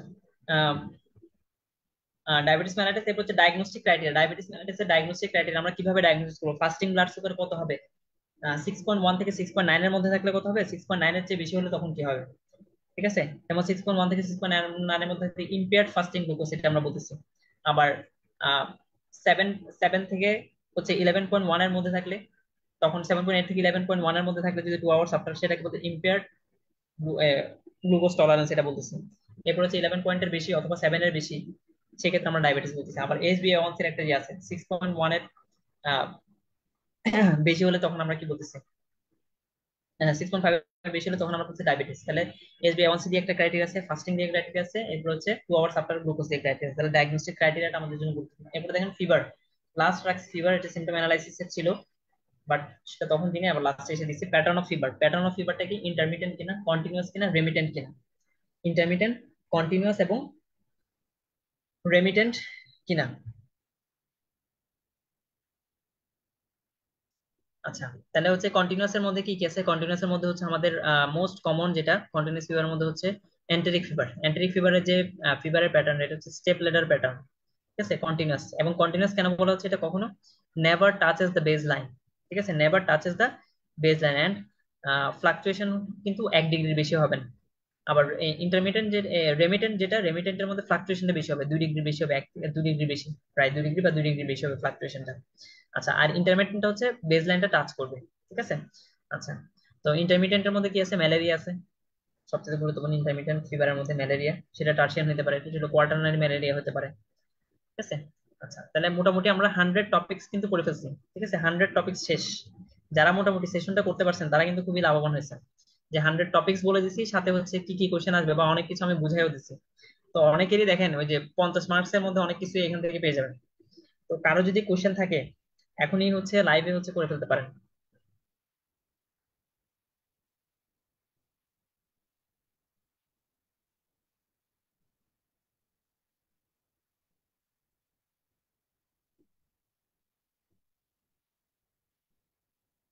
কারো যদি কোনো কোশ্চেন থাকে সেটা করতে পারেন। আচ্ছা, একজন বলছে হচ্ছে ভাইয়া পিডিএফ আর বইয়ের টপিক গুলো কি সেম হবে কিনা। আচ্ছা, পিডিএফ এর চেয়ে বইয়ের কন্টেন্ট গুলো একটু বেশি থাকে। পিডিএফ এ হচ্ছে মেইনলি যেটা রাখি, পিডিএফ এ হচ্ছে মেইনলি আমরা যেগুলো সবচেয়ে বেশি গুরুত্বপূর্ণ সেইগুলো দিয়ে হচ্ছে পিডিএফটা বানানো। সো বইতে কন্টেন্ট একটু বেশি পাবো। আর হচ্ছে বইটার আরেকটা সুবিধা হচ্ছে, তো বই তো আমরা ফিজিবল একটা জিনিস, সো সেটা পড়তে একটু সুবিধা, এই, ঠিক আছে। আর পিডিএফ এর মধ্যেও থাকবে, পিডিএফটা আমরা দাগিয়ে পড়াবো, যেগুলো ইম্পর্টেন্ট টপিক গুলো, যেগুলো একদম না পড়লেই নয়, সেই জিনিসগুলো হচ্ছে বেশি থাকে আর কি, ঠিক আছে। একটু বইতে একটু বেশি জিনিস পাবেন। আচ্ছা, আর কারো কোশ্চেন থাকলে বলতে পারেন।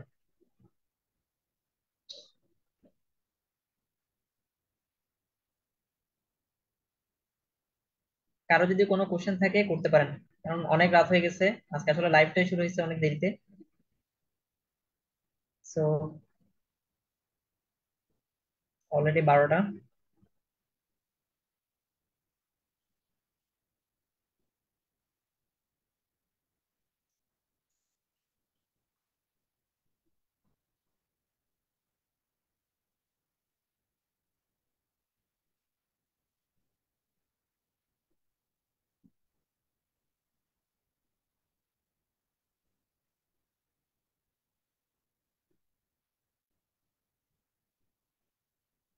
কারো যদি কোনো কোশ্চেন না থাকে তাহলে আমি শেষ করে দিতে পারি।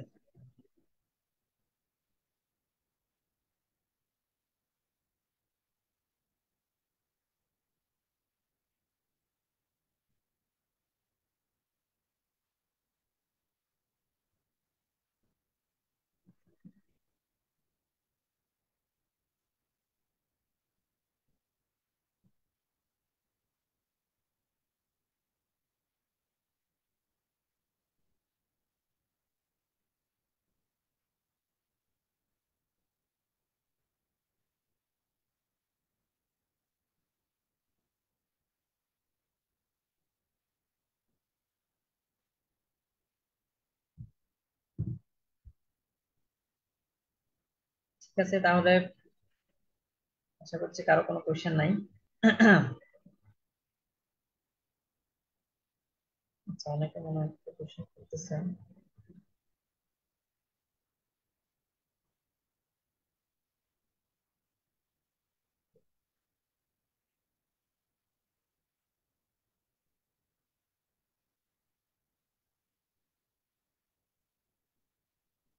ভাই, পার্ট ওয়ান এর প্রিপারেশন বিসিএস এর কত পার্সেন্ট কাভার করবে, আর বিসিএস এর প্রিপারেশন নিলে পার্ট ওয়ান এর কত পার্সেন্ট কাভার হবে?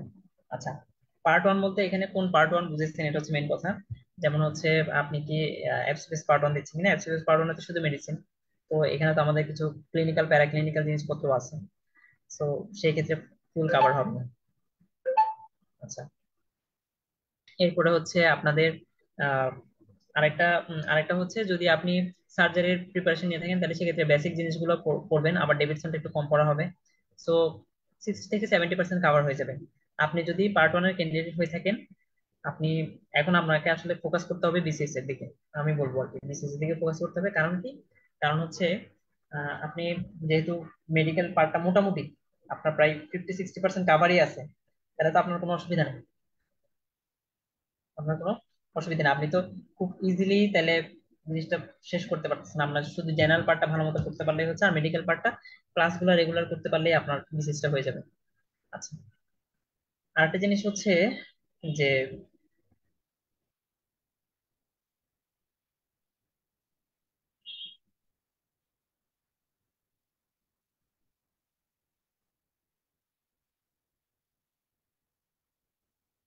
আচ্ছা, কাভার হয়ে যাবে। আরেকটা হচ্ছে, আরেকজন কে বলছে এফসিপিএস পার্ট ওয়ান মেডিসিন। আচ্ছা, এফসিপিএস পার্ট ওয়ান মেডিসিন দিলে এফসিপিএস পার্ট ওয়ান মানে কি মেডিসিন দিচ্ছেন, তাহলে সেক্ষেত্রে তো আপনি তো হচ্ছে ফিজিওলজি এবং মেডিসিনটা কাভার হচ্ছে, তাহলে বাকিগুলো আপনাকে পড়তে হবে মাস্ট। যেহেতু আপনি মেডিসিন এবং ফিজিওলজি পড়তেছেন, তাহলে হচ্ছে আহ, আপনার জন্য একটু সুবিধা হলো, মেডিসিন থেকে 17 এবং হচ্ছে ফিজিওলজি থেকে 12। 17 এবং 12 হচ্ছে প্রায় 30 মার্কস আপনার কাভার হয়েছে। ঠিক আছে। এবং মেডিসিন পড়ার সুবাদে কিছু কিছু ফার্মাকোলজিও আপনি পারবেন, মোটামুটি 40 মার্কস মতো আপনি কাভার করে ফেলছেন। আর 60 মার্কসের জন্য আপনাকে একটু পড়তে হবে। ঠিক আছে। তো মেডিকেলে আপনি যত বেশি মার্কস তুলতে পারবেন আপনার জন্য তত বেশি সুবিধা, কারণ মেডিকেলটাই হচ্ছে আমাদের স্ট্রংগেস্ট পার্ট।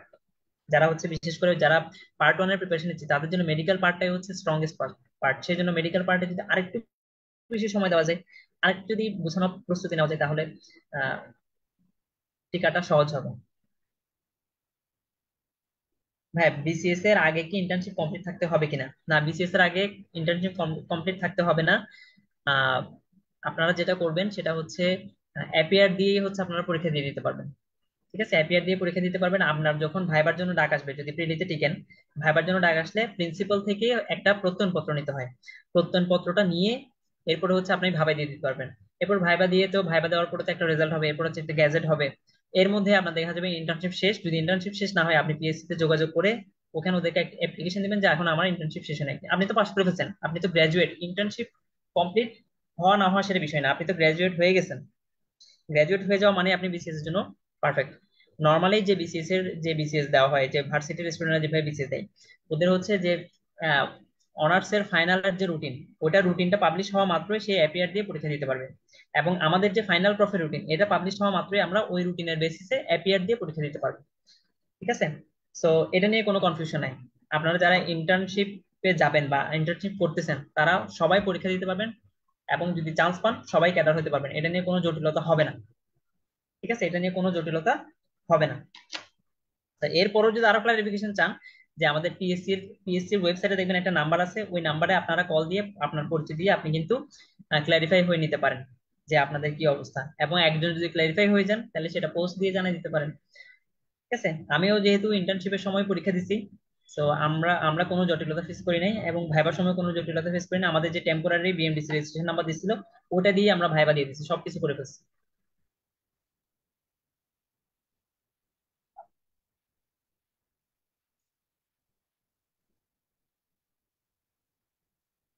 আচ্ছা, তাহলে মোটামুটি শেষ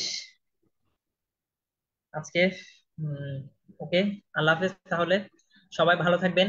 আশা করব হচ্ছে আহ সবাই ভালো একটা ডিসিশন নেন, ডিসিশন নিয়ে হচ্ছে ভর্তি হয়ে যান এবং ক্লাসগুলো নিয়মিত করেন। ঠিক আছে? আপনার সাফল্যতেই আমার আজকের ক্লাস সার্থক হবে, যদি আপনি সফল হতে পারেন। সবাই ভালো থাকবেন, এ দোয়া রেখে হচ্ছে আজকের মতো এখানেই সমাপ্তি করলাম। আল্লাহ হাফেজ।